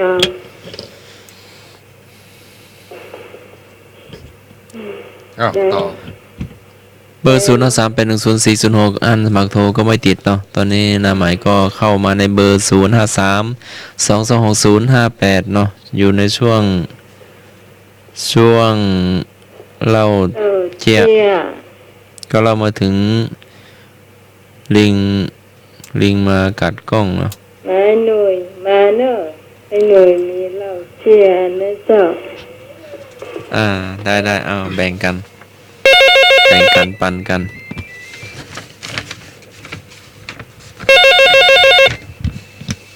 อ้าว โอ้ เจ้า เอาดีครับ เจ้า เที่ยวผมนี่เปิดไปวัดศพนอบไอ้เลยไปเปิดไปนั่นไปนี่รถมาก็ไปสิบปีหรอก เจียว ไอ้แบบว่า สักเรื่องนึง อ๋อคือหลงไม่ได้ไปอุศลาทำมาได้ไป10 ปี20 ปียังเปลี่ยนเวอร์ชันใหม่ นี่ได้โกนหัว เจ็บปะ เจ็บในหน้าถามว่าเอ้าหลวงพี่ทำไมโกนหัวอย่างเงี้ย เที่ยวไปวางเป็ดมันเป็ด เขามาเลยบอกว่า ได้กับผู้อุศลาทำมาได้อุศลามาว่า10 ปี20 ปียังเปลี่ยนเวอร์ชันใหม่แล้ว เวอร์ชันใหม่จะว่าใด เอาหน่อยกันนะครับ ถ้าตาทิ้งกันไม่เปลี่ยนนี่หรอวะ กด รู้จักเป็นว่าใดเจ้า ว่าถ้าตาทิ้งกันไม่เปลี่ยนใหม่หรอวะ กุศลธรรมะว่าเนาะ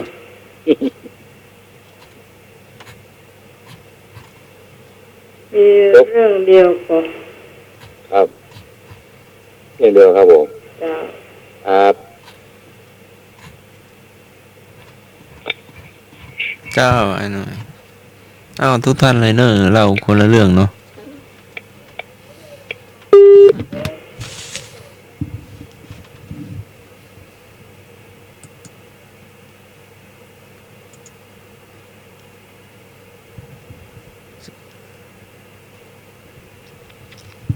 อ้าวหน้าไม่มีเห็มก็หรือว่าหันสมัครต่อหรือว่าหมดช่วงละอีก15 นาทีเนาะ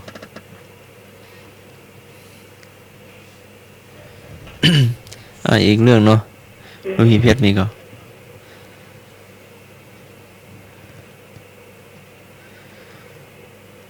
เอาบอกเพื่อนว่าปลุกแต่เจ้าเด้อพรุ่งนี้จะได้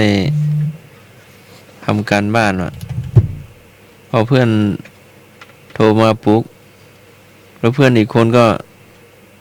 นอนต่อว่ะ ขอร้องขอร้อง พอสายมาก็พอทำวัดสวดมนต์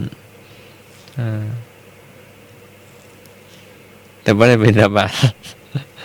เจ้า เพราะมัน7 โมงอะเนาะ อันนี้ของพี่ก็มีเหมือนกันโทรผิดเจ้า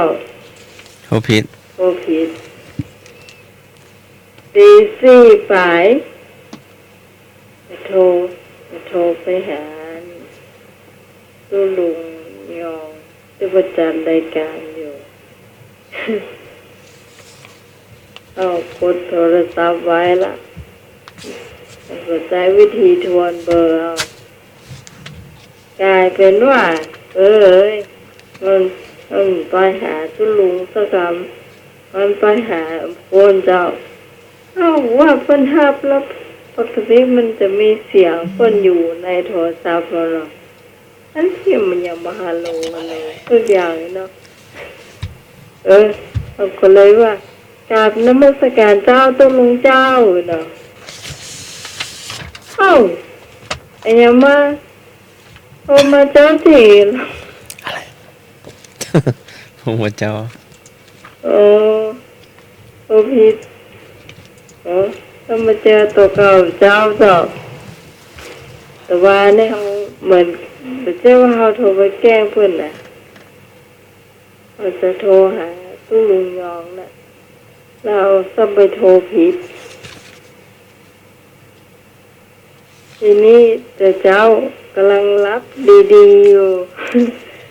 มีคนข้ามบ้านเนี่ยเจ้าเพิ่นโทรมาเพิ่นก็โทรผิดเหมือนกันเจ้า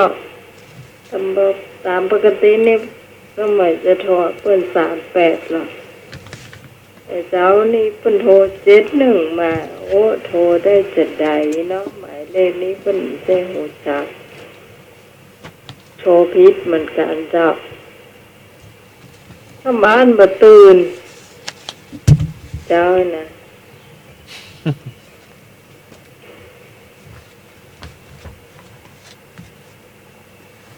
มันจะมีหลายคนเหมือนกันนะที่โทรผิดเนาะ เจ้า แล้วโทรไปปลุกท่านสมัครบอกวันนี้ปลุกน้อยนะปลุกตี 4เขาบอกตี 4ท่านสมัครลุกไหมอย่างจะตรวจข้อสอบเด็กอีกแล้ว6 โมงโทรไปปลุกยังบ่เคยตื่นเด้อเจ้า หลับต่อเลยเนาะ หลับต่อหาว่าปลุกตี 4เนาะ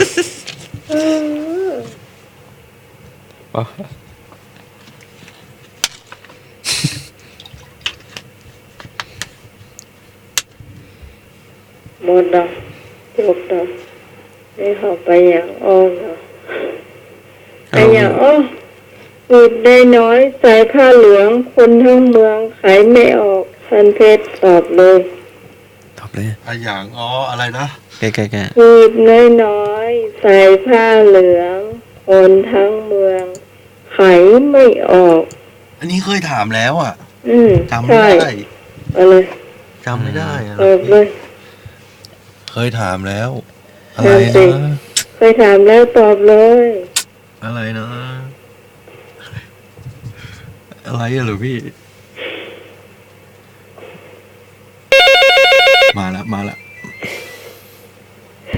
อย่าถามท่านเพศเลย โอ้โหมันนึกไม่ออก นึกไม่ออกจริง เคยถามแล้วผมจำได้ น่าจะเป็นสัปดาห์ที่2ที่ผมมาออกรายการเดี๋ยวขอนึกก่อนไอศูนย์ สวัสดีครับ เจ้า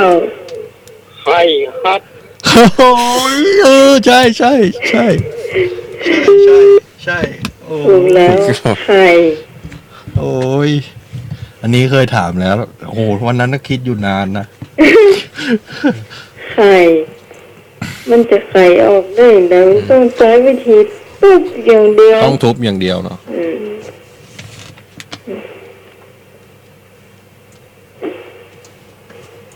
เดี๋ยวกัน อะไร จริงจริงน้อยจริงเต้าไปก้อยผ้าน้อยขึ้นห้อยเป็นร้อยยังมาหักเสือ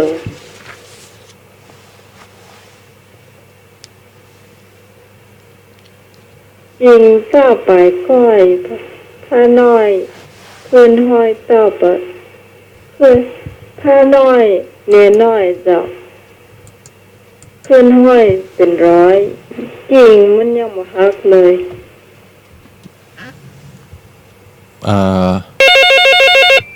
อะไรเป็นร้อย เนียน้อย พริก โอเคเลย ดับไปแล้ว โอเค พริก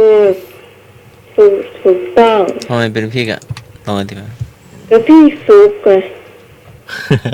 พี่ซุปอะ พริกสุ พี่ซุป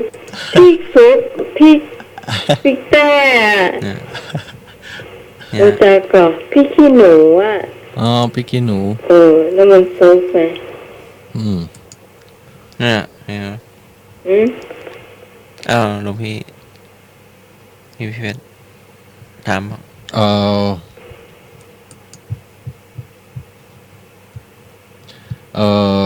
นายพรานยิงนกพิราบที่บินผ่านแต่ไม่โดน แต่ทำไมนกพิราบตัวนั้นจึงตกลงมาตาย นายพรานยิงนกพิราบนะ แต่ไม่โดนนะ แต่ทำไมนกพิราบจึงตกลงมาตาย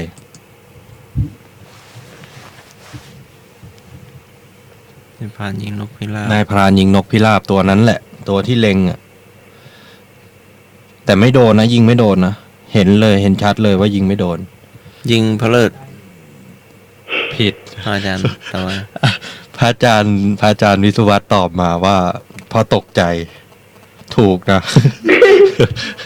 พอตกใจนะพอนกพิราบตกใจเอาปีกอุดหูไว้สองข้าง ตกลงมาตายเลย อืม ยิงนกหรือยิงอย่าง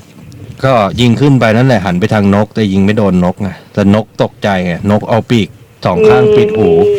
ลืมไปว่าตัวเองต้องบินก่อน ก็เลยตกลงมาจากฟ้านู่นนะ อืม อ่ะนี่คำถามคุณผู้ฟังเจ้า สวัสดีครับ เจ้าไอ้นึก โอ้ยคำถาม สะพรครับ อืม อุ้ย ดีจัง อยาก ดี แน่ สองจังอย่างครับ อืม ฮะ ดีจังดีบัดดีสอง ดีอย่างไม่ดี ดี สอง หนึ่งจัง ดีหนึ่งอย่าง สองจัง ไม่ดีสองอย่าง ครับ เว้ย ดี7 ทีดี1 ทีชั่ว2 ครั้ง ไปแก้เย่ ดีหนึ่งอย่างไม่ดีสองอย่างคืออะอย่างอ๋อ ครับมาจะลงท้ายดึกเตียวครับ ฮะ ลงท้ายดึกเตียว น้องฮันน้อยเตียวเป็นคำเมืองกะ กำปาสักกลางดากา คนเมาเหล้า ไปแก้เย่ เดินถอยหลัง2 ก้าวเดินไปหน้า9 1 จะว่าใจ ไม่ใช่ อะไรอ่ะ ดีนั่งนึ่งจังบดีสองจัง อู้คำถามอ้ายนึกนี่ ลึกซึ้ง ชอบนะ ปริ ชอ ศ บ นา ผมชอบนะ ผมชอบมากเลย จริงผมชอบมากเลย ไม่เคยได้ยินเนาะ ใช่เฮ้ย ไม่รู้ขุดไม่รู้ ใช่แกคิดได้ยังไงเนาะดีอ่ะดี แต่เนี่ย ตอนนี้ก็ยังคิดไม่ออกเลยนะ ดีหนึ่ มั ง นน่า ที บอกเนอร์ ชั่วสองที ไอ้เด็กนี่วันนี้มีผู้ช่วยอ่ะ เออ ดีอย่างไม่ดีสองอย่าง ดีนึ่งจังบดีบ งั้น ดี ก็ สองจัง ลงท้ายด้วยอะไร ตัว นะ แทนจะเบาไหายลูก ลงท้ายด้วยเกล งั้นมาเต้า เจ้าปะ มาเจ๊เจ๊จังครับ ฮะตัวท้ายว่าเตียวเจียว เกล มีตัวอย่างพ้อง สะกดให้ฟังเหรอ เลกอไก่เสลีเจ้าจับ เกียว เกี่ยวเกี่ยวเหรอ เคียวเกี่ยวข้าวบาดมือสองข้าง ก็ใจเย็น เออ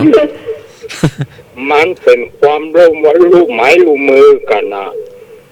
รู้ไหมรู้ ก็ มือ ห้ กั อง น ว่าหยัง สามัคคีกลมเกลียว ถ้าผมเกิดถูกครับ และที่บดีส่งยังเหรอยังครับ อย่าผิดกัน อย่าทะเลาะกันจะเสียทั้งสองฝ่าย ไปใจเย็นลงท้ายด้วยเกลเหมือนกันนะ ปีนเกลียว กินเกลถูกแล้วครับ และแห่งเกลเหรอ เตียวไปเตียวมา มาใจเย็น เอาปวดแข้งปวดขา เออเออกลมเกลียว ปีนเกลียวอะไรอีกเกลียวหนึ่งอะโตเกลียวไม่ใช่ ไปใจเย็นแล้วเกลญี่ปุ่นเหรอ เนาะ ไม้เลียว ที่น้ำท่วมนะครับ น้ำท่วมเนาะ ไม้เลียว มาใจเจ้าครับ โตเกียว ไปใจเย็น โทษ เต้าเกี้ยว ผมเกลปีนเกลและหยาแหมผมเกลนี่ดีนะ กลมกลืน ปีนเกลนี่ปากให้ดีละ กลมกลืน ไปใจเย็น กลมกล่อม มาแจ้ครับ เตียวไปเตียวมาเหยียบน้ ใจเย็น ำขาใจเตียวเว้ย โอ้สุดไฟใหญ่อะไปใจ ๆ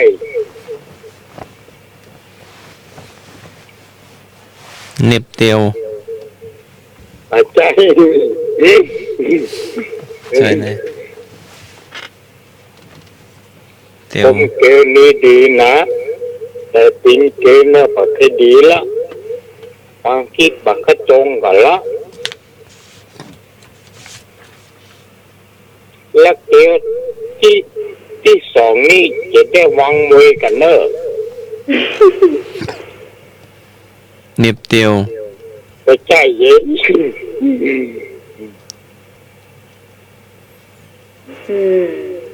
เอียงฮะ ยากแท้ อ้าวบายให้หน่อย và chẳng được bao nhiêu thế hết Chẳng chẳng ha ní là chúng đi chỉ lục quy cái nè chỉ kêu nè ทะเลาะเบาะแวง nè ผิดใจ cái chạy gì ขี้โคตร cái chạy gì mà lông thái được kêu một cái ná เอานำเอาตัวสักอักษรมานำเนาะ hồ khai gì ข้อไข่แล้วตัวอย่าง lắm แล้วต่อมาหน่อย hồ thơ bột cái hồ ข้อไข่ cả ใส่สลาสักตัวหน่อย mà mê khắp บ่มี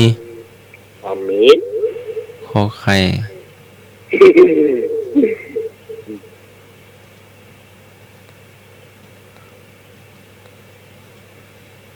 งั้นก็ เน่า เน่ามัน นอละนอ อืม คำเหม็นเกลียว เป็นยังไง ฮะ มาหามา คำเหม็นเกลียว เขม็งเกียว ครับ อันแน่ได้ตีลูกคุยกันแน่มันบอกลูกกันละ โอ้ย บอกคิดกับคนละที่คำเหม็นเกลียวคุณเกลียวนี่ดีเป็นเกลียวเลยละบดีคำเหม็นเกลียวนี่สุดท้ายนี่ได้ตีกันนะ ครับมีข้อเดียวนะครับ เจ้า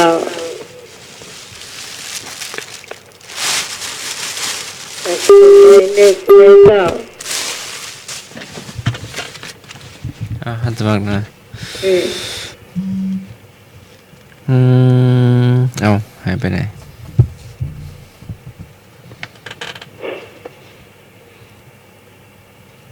เกอันเนี้ย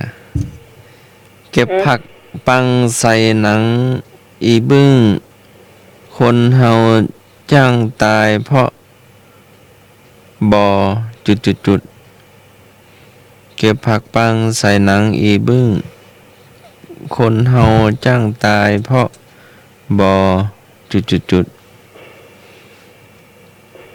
บ่อหายใจ เอาใบให้ก็ได้มอมาสระอึงองูเราเติมไม้เอกหรือไม้โทเอา คนเฮาจ้างตายเพราะมิ่ง เออ มิ่ง มอมาสระอึนะ มึง เป็นมึงใช่ไหม โมมาสะเล มึ อึ งพอบ่มึงพอบ่มึง บ่มึงกะ บ่มึงเหรอ มอมาสระอึไม้โทงองู มึง เจ้า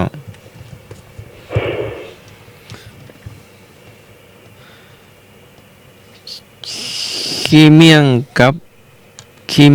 เกิดกับเหล็กน้ำเกิดกับดินหินเกิดกับ ทราย แม่นกะ ได้ก็หินเกิดกับต้า ต้าคืออย่างอะ โมโห ตาคือหนตาลที่ขึ้น อ๋อหนทาง จ้ะหมดอะอย่างมาลอยน้ เห็นที่สมัยพ่อพดอย่างบนลอยน้ำช่วยเลย มดอะอย่างลอยน้ำวะ ำหมดอะอย่างมาลอยน้ เจ้ามดด ำหมด ำได้ จ้ะ ก็ เจ้าถูกแล้วเจ้าม ดอะอย่างลอยน้ อยู่ในน้ มันมาลอยน้ำหมด ำมัน ดำเจ้า มันดำอยู่ ำ เนาะ อ๋อมดดำน้ เจ้า เจ้า ำโอ้ มดด หมดอะอย่างมาลอย ำนี่อย่างแหล น้ำ ม เจ้า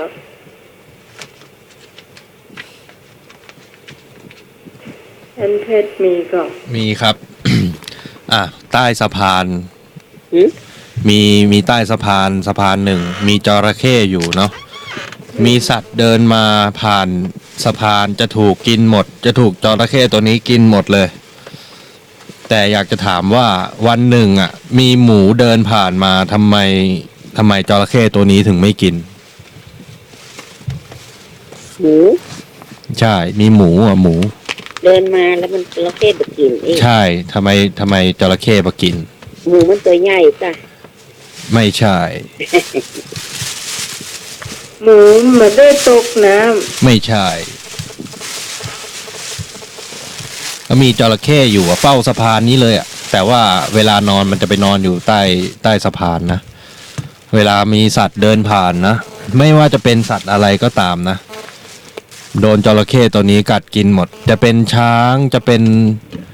เสือจะเป็นยีราฟจะเป็น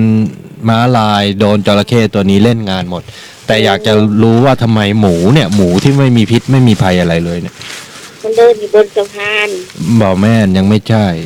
ไม่ใช่เอ๊ะ อาจารย์วิศวัตตอบอีกแล้ว ตอบว่าไง เจาะตอบว่าจระเข้เป็นมุสลิม นะ เออ โอ้ อาจารย์ช่วยตอบ อาจารย์รู้จริงเนาะ เออ โอ้ตะโกนเข้ามาในห้องเลยเนาะจระเข้เป็นมุสลิมเนาะ มุสลิมไม่กินหมูเออเม่นเม่นเม่น จระเข้เป็นอิสลามเป็นมุสลิมเนาะไม่กินหมูเนาะ ก็กินหมูแต่กินแปะกินแกะคุณน่ะ ใช่ กินวัว ก็แปลกเนาะเป็นความเชื่อที่แบบ กินสัตว์ใหญ่เนาะ ก็แล้วแต่ความเชื่อเนาะ อืม การศาสนาอิสลามนี่เขาว่าห้ามมีรูปหรือว่าเป็นรูปปั้นหรือว่าสิ่งใดก็ตามที่แสดงว่าสิ่งนี้คือพระอัลเลาะห์เขาห้ามเลยนะศาสนาอิสลามเนี่ย หมดหรือยัง อ้าวมีอีกหนึ่งคำถาม ท่านสมัครมีไหม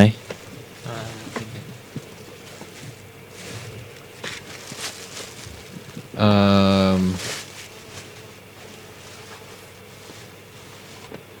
เอ่อนกอะไรเอ่ย ตัวติดกับเท้า หัวก็ติดกับเท้า ปีกก็ติดอยู่กับเท้า ปากก็ยังติดอยู่กับเท้าอีก นกอะไรเอ่ย อะไรอ่ะ นกกระเหว่า ไม่ใช่ นกเอี้ยง ไม่ใช่ นกติดอยู่กับเท้าหมด นก เลย กระจอก ใช่ หัวก็ติดอยู่กับเท้า ตัวก็ติดกับเท้า ปีกก็ติดอยู่กับเท้า ปากยังติดอยู่กับเท้าเลย นกหวีด นกหวีดไม่ใช่ นกเทวดา นกมีชีวิตดีกะ โอ้ยนก มีชีวิตเหรอ นกตัวนี้ไม่มีชีวิตแล้วนะ มันเคยหายใจมาก่อนไหม จะเคยหายใจมาก่อน อ้าวแล้วมันตายไปกะ มันตายแล้วอ่ะ ตายแล้วมันเน่าเหรอ มันกำลังจะเน่าแล้วล่ะ กำลังเขียนเน่า เอ๊ะ ว่านกโดนรถทับเนาะ ฮะ นกโดนรถทับเนาะ นกดกนกทับ แบนเลยอ่ะ ไปรวมอย่างอยู่ที่ตีนบนนั้น อ่า แบนเลยใช่ไปรวมหมดเลย นี่ ตีนรถ นกโดนรถทับเนาะ แบนแต่แสง คนอะหยังอ๋อมีสองตา หืม คนอะไรมีสองตา มีสองตาก็มีสองตาอยู่แล้วเหรอ คนอะไรเอ่ยมีสองตา คนเรา คนอะไรนะ คนเรานี่แหละ ไม่ใช่ มีสองตา อาจารย์ว่า คนปกติ คนไม่ใช่ คนอะไรมีสองตา คนใส่แว่น ไม่ใช่ คนตามัว ไม่ใช่ คนตา มีสองตามันจะมีกี่ตานะ คนตาเล ไม่ใช่ คนปกติก็มีสองตาใช่ไหมแต่คนอะไรอ่ะ คนอะไรมีสองตา คนอะไรมีสองตา เมฆสีหูห้าตา ไม่ใช่ คนมีสองยาย เอ อ๋อ เออ อ้าวก็เลยมีสองตาไง ไม่ใช่ ก็มียายสองคนเหรอ ยายมี มีสองคน ยาย มีแฟ สอน ง สอง ค คน น มีตาสอ มี งค ตาน สองคน อ๋ออยู่กันครบเนาะครอบครัวอบอุ่นเนาะ เจ้า เอาอีกข้อไหม ข้อสุดท้าย ทำไมหินถึงจมน้ำ ถึงจมน้ ทำไมหินถึงจมน้ำมันก็เป็นปกติเนาะหินมันจมน้ำเนี่ยแล้วทำไมมันถึงต้องจมน้ำด้วยอ่ะ ำทำไมต้องจมน้ ทำไมหินถึงจมน้ำอ่ะ เพราะมันหนัก ไม่ใช่ เพราะมันเต้ามันลอย ฮะเพราะอะไรล่ะเว้ยไม่ใช่ เพราะมันว่ายน้ำไม่เป็น ำหินมันก็ มันก็ลอยจมน้ำอยู่แล้วอ่ะ กวนๆ แล้ว เนาะ เพราะอะไรอย่างมันถึงจมน้ำ อ้ายหินไงอ้ายชื่อหินไง อ๋อคุณจะหินอีก อ๋อคนชื่อหินน่ะทำไมถึงจมน้ำอ่ะ อืม อ๋อเปิ้ลว่ายน้ำบ่เป็น มันก็เลยจม อืม ตายไปเลย เจ้า เจ้านั่น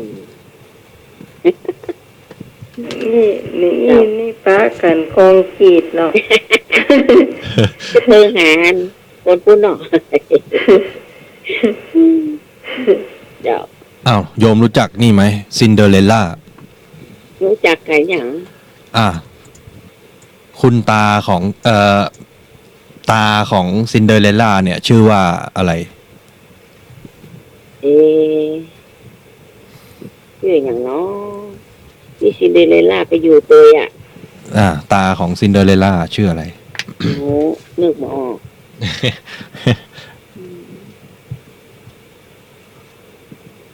ชื่ออะไรหลวงพี่ชื่ออะไร ชื่อเป็นชื่อฝรั่งหน่อย อันเนี้ย เนี่ยก็ติดชื่อฝรั่งอ่ะ ชื่อฝรั่งอยู่แล้ว ตาซินเดอเรลล่าชื่ออะไร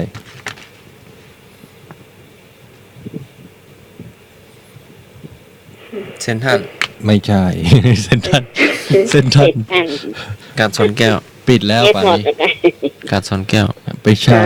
อาจารย์ตอบเลย กาดหลวง ชื่อ เป็นชื่ออย่างชื่ออาคารหรือเป็นชื่อยี่ห้อ ชื่อยี่ห้ออ่ะ ชื่อยี่ห้อ ซัมซุง ไม่ใช่ โนเกีย ไม่ใช่ เป็นชื่อยี่ห้อยา ยี่ห้อยา ฮะ ยาขยะ ไม่ใช่ มกโซน ไม่ใช่ มกโซนเป็นยังไงอ่ะ โอ้ตาของซินเดอเรลล่า ชื่อแอน โจรเนี่ย ชื่อแอน แปลว่าอย่าง แอนตาซิน โอ้ยเอสตาซิน ใช่ แอน มันเป็นยาไปอ่ะ แอนตาซินเดอเรลล่า โอ้ยโอเค เกี่ยวเหมือนกัน ไม่เกี่ยวเลย แอนตาซินนั่น ไม่เกี่ยวเลย ก็นั่นนะวะ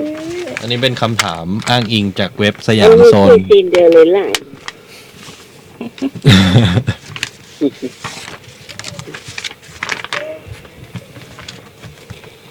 โอ้ พระใช้อะไรตีระฆัง ใช้มือ ใช้มือ ไม่ใช่ นะ ใช้เนนน้อย โอ้ยถูก อันเนี้ยถูก นึกว่าเคยถามแล้วนึกอันนี้ อันนี้ ใช้ ถู เน ก น ชอบใช้เนน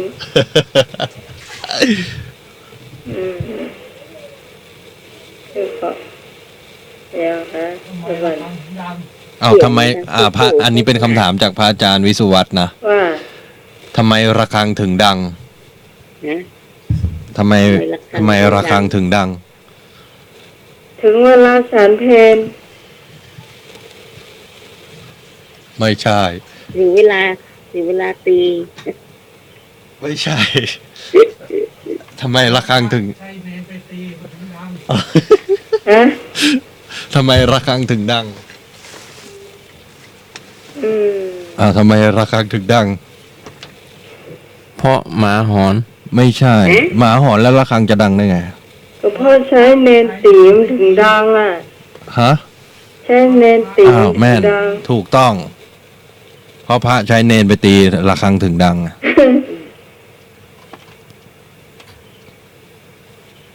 มามีอย่างทำอ่ะ ตามมาแถม ทำเทมกะ ทำไมกาถึงสีด เอาอีกชั่วโมงเหรอ ำ มันสนุกไง กาทำไมกาถึงสีด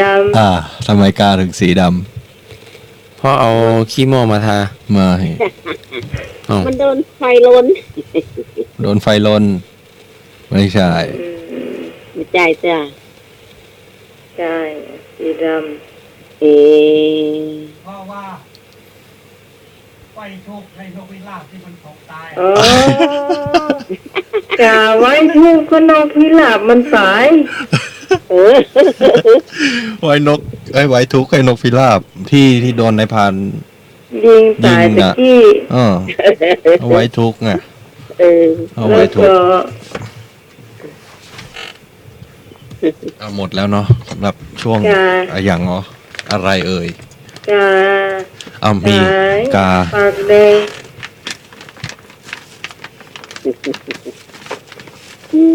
กาปากแดง กาปากแดงมันหยัง เพราะอย่างกาถึงปากแดง ทำไมกาถึงปากแดง เออก็กาสีแดงจ้ะ มันค่าพริก ถูก อืมถูก กาข้าวพริกอ่ะ กาค่าพริกเนาะ อืม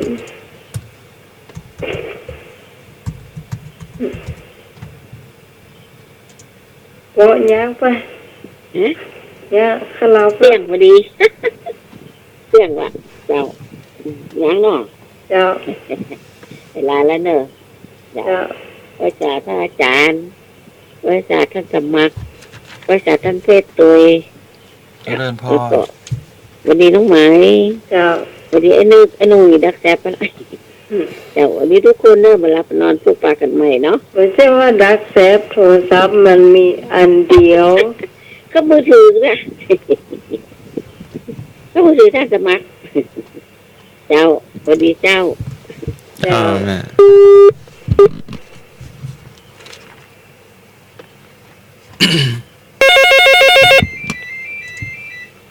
ครับผม นี่เหรอ เอาไมโทรศัพท์ไม่ดัง ทำไมโทรศัพท์ไม่ดัง มันเสีย มันหลุ เสีย ก็มีใครโทรมา อ๋อ เอ๊ะ ครับนักการอาจารย์ครับผมอาจารย์ครับผม เอ๊ะ แต่ละ อีก ค ว่าน ครับ แต่ละคนได้ ครับ เจ้า ทางเป็นมาทุกท่านนะครับ รับดีฝันดีครับ เจริญ ออก พ ประกาศ ร วัดเจ้าครับ เจริญพ แค่ข ร นมก็ต้มมาทุกบ้านมาแปลงกับห้องเนอร์ครับ เอ สวั อ สดีครับ ไปที่ท่านสมัครก็ขอท่านสมัครสัก2 แกน ไปนี่ฮะถ้าซ่าจะส่งเกณฑ์นะครับสวัสดีครับผม เจ้า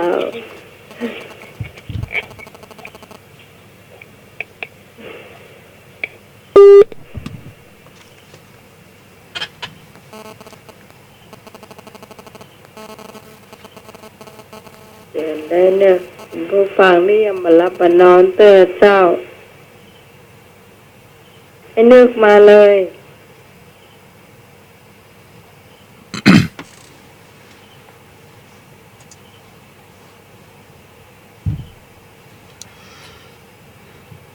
052010462นะเจ้า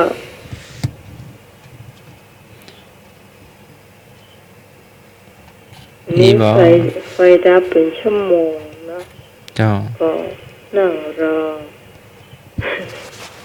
รอจนพวกการเหมือนกันนะยังว่าถ้าอย่าไม่ได้จับ สวัสดีครับ เจ้า โอ้ขอทุกคนนะครับผมขอพระคุณพ่อ31เข้าคุณแม่12จงคุ้มครองรักษาลูกหลานที่อยู่ดีมีสุขอายุมันยืนยาวนะครับ ดีละไอ้นึก วัด อันอวยพรให้ลูกหลานนะอายุวันยืนยาว ครับ เจ้า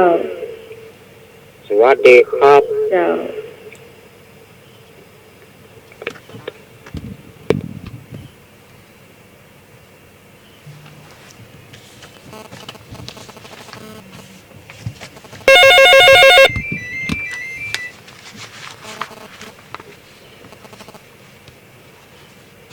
เจ้า เจ้าน้องไม้ โอ้แม่โอ๊ตโจดมาบดเดียว ฟุตจุดมาเดียวคนดีแล้วเหรอตามแล้วอ่ะ ดีกว่ามากับน้องใหม่เนาะ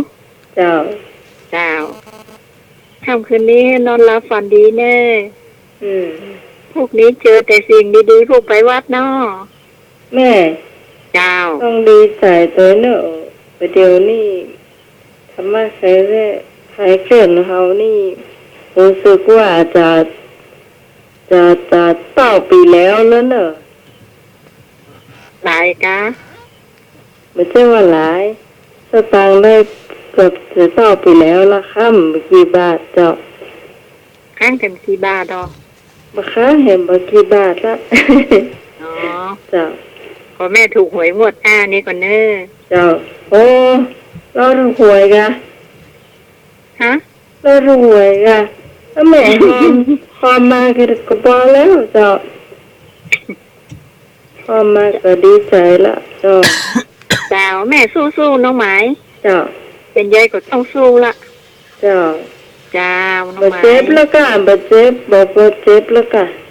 เกาะพอดีมาเจ้านักแล้วเหรอ จ้า อ๋อกรรมนมัสการพระอาจารย์ท่านสมาร์ท เจริญ ท่าน พ เท ร ศ เจริญพร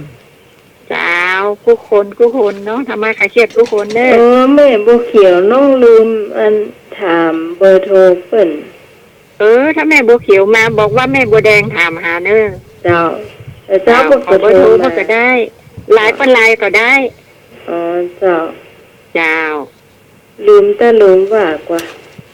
จ้าวน้องไม้ เจ้า จ้าวพูกปลากันใหม่เนาะ เจ้า วันนี้แม่ต้องเตรียมเพราะว่าพูกน้องลูกเจ้าอ่ะ จ้าว ลูกเจ้า เจ้า ลูกเจ้านะ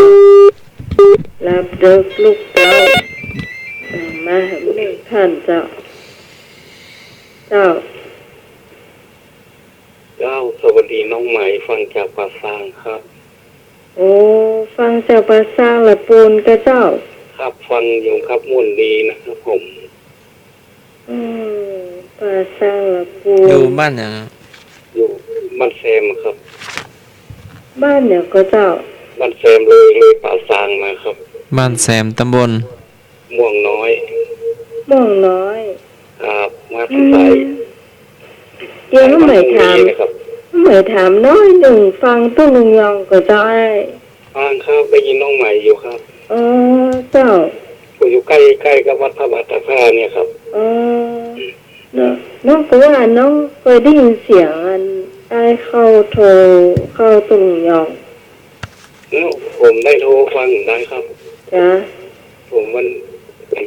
กำลังเกษียณเนี่ยครับ จ้า กันยาเนี่ยครับ อ๋อเจ้า ฟังอยู่ฟังกันที่น้องใหม่สถานีฟังทุกเสาร์อาทิตย์เลยนะครับ เจ้า แต่เสียงมันค่อยก้องๆหน่อยมันค่อยชัดเนาะ แต่วันนี้เสียงมันก้องๆเจ้า ครับเสียงมันก้อง แต่ก็ฟังได้นะครับ เจ้า อันนี้โยมบ้านห้อง ภาษา โยมป่าซาง ฟังกระปูนฟังอยู่ครับ ป่าซางชื่ออะไรอย่างนั้น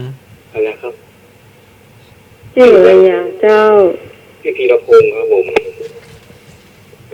ธีรพงศ์ครับ วีรพงษ์ ธีรพงศ์ครับผม จีรพงษ์ ครับอยู่ใกล้ๆกับพระบาทตากพาไงครับ อ๋อเจ้า ฟังตุลุงยองเหมือนกันผมได้ยินน้องใหม่โทรหาตุลุงยองเหมือนกันนะกับแม่บุญและยายบุญคนนะ เจ้า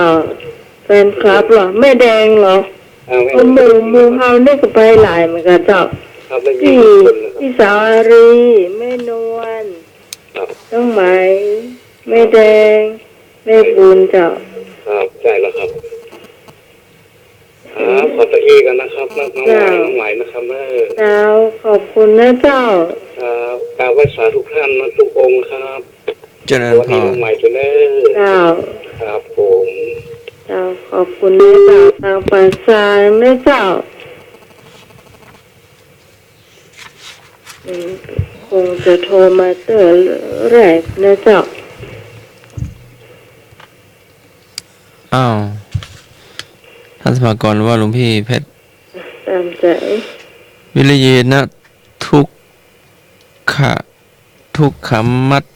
เจติ คนล่วงทุกข์ได้เพราะความเพียรคำคืนนี้ก็ผิดพลาดประการใดก็กราบขอสมาภัยขอเจริญพรการแก้กรรมไม่มีในพระพุทธศาสนา สิ่งที่สามารถทำได้คือการแก้ไขพฤติกรรมของตนเองสำหรับค่ำคืนนี้อาตมาได้ทำผิดพลาดประการใดต้องขออภัย โยมผู้ฟังทุกท่านด้วย ขออโหสิให้อาตมาด้วย และขอเป็นกำลังใจให้โยมผู้ฟังที่ฟังอยู่ทางไกลผ่าน YouTube และ Facebook ถ่ายทอดสดขอให้พายุในประเทศญี่ปุ่นลดลง ขอเจริญพร เจ้าสำหรับค่ำคืนนี้นะเจ้าขอบคุณทุกเสียงทุกสายที่เข้ามาจัดรายการร่วมกันนะเจ้าเสียงนี้เหมือนไอ้บ่าวหวานน่ะมาสายนี้เสียงมันก้องๆน้อยหนึ่งนะเจ้าเนาะมันรู้สึกว่ามันจะดังหรือว่ามันจะก้องล้ำไปแต่ว่าถ้าเป็นสาย810406นั่นก็ธรรมดาเนาะสำหรับค่ำคืนนี้ขอลาคุณผู้ฟังไปก่อนเราจะมาพบปะกันใหม่เจ้าวันพรุ่งนี้ถ้าพระครูสมบูรณ์ปริยัติเปิ้นมาเข้ารายการเราก็จะมาเข้ารายการก่อนนะเจ้าแต่ว่าถ้าเปิ้นเข้ารายการเราก็จะมาเข้ารายการตามปกติ3 ทุ่มถึงเที่ยงคืนนะเจ้าแต่วันนี้เลยเที่ยงคืนมาแล้วนะเจ้าต้องขอลาคุณผู้ฟังไปก่อนทุกท่านทุกคนนะเจ้าทีมงานธรรมะใครเกิดเขาขอบคุณคุณผู้ฟังทุกท่านที่อยู่เป็นกำลังใจให้เราถึงหมดทั้งมวลนะเจ้าสวัสดีนะเจ้า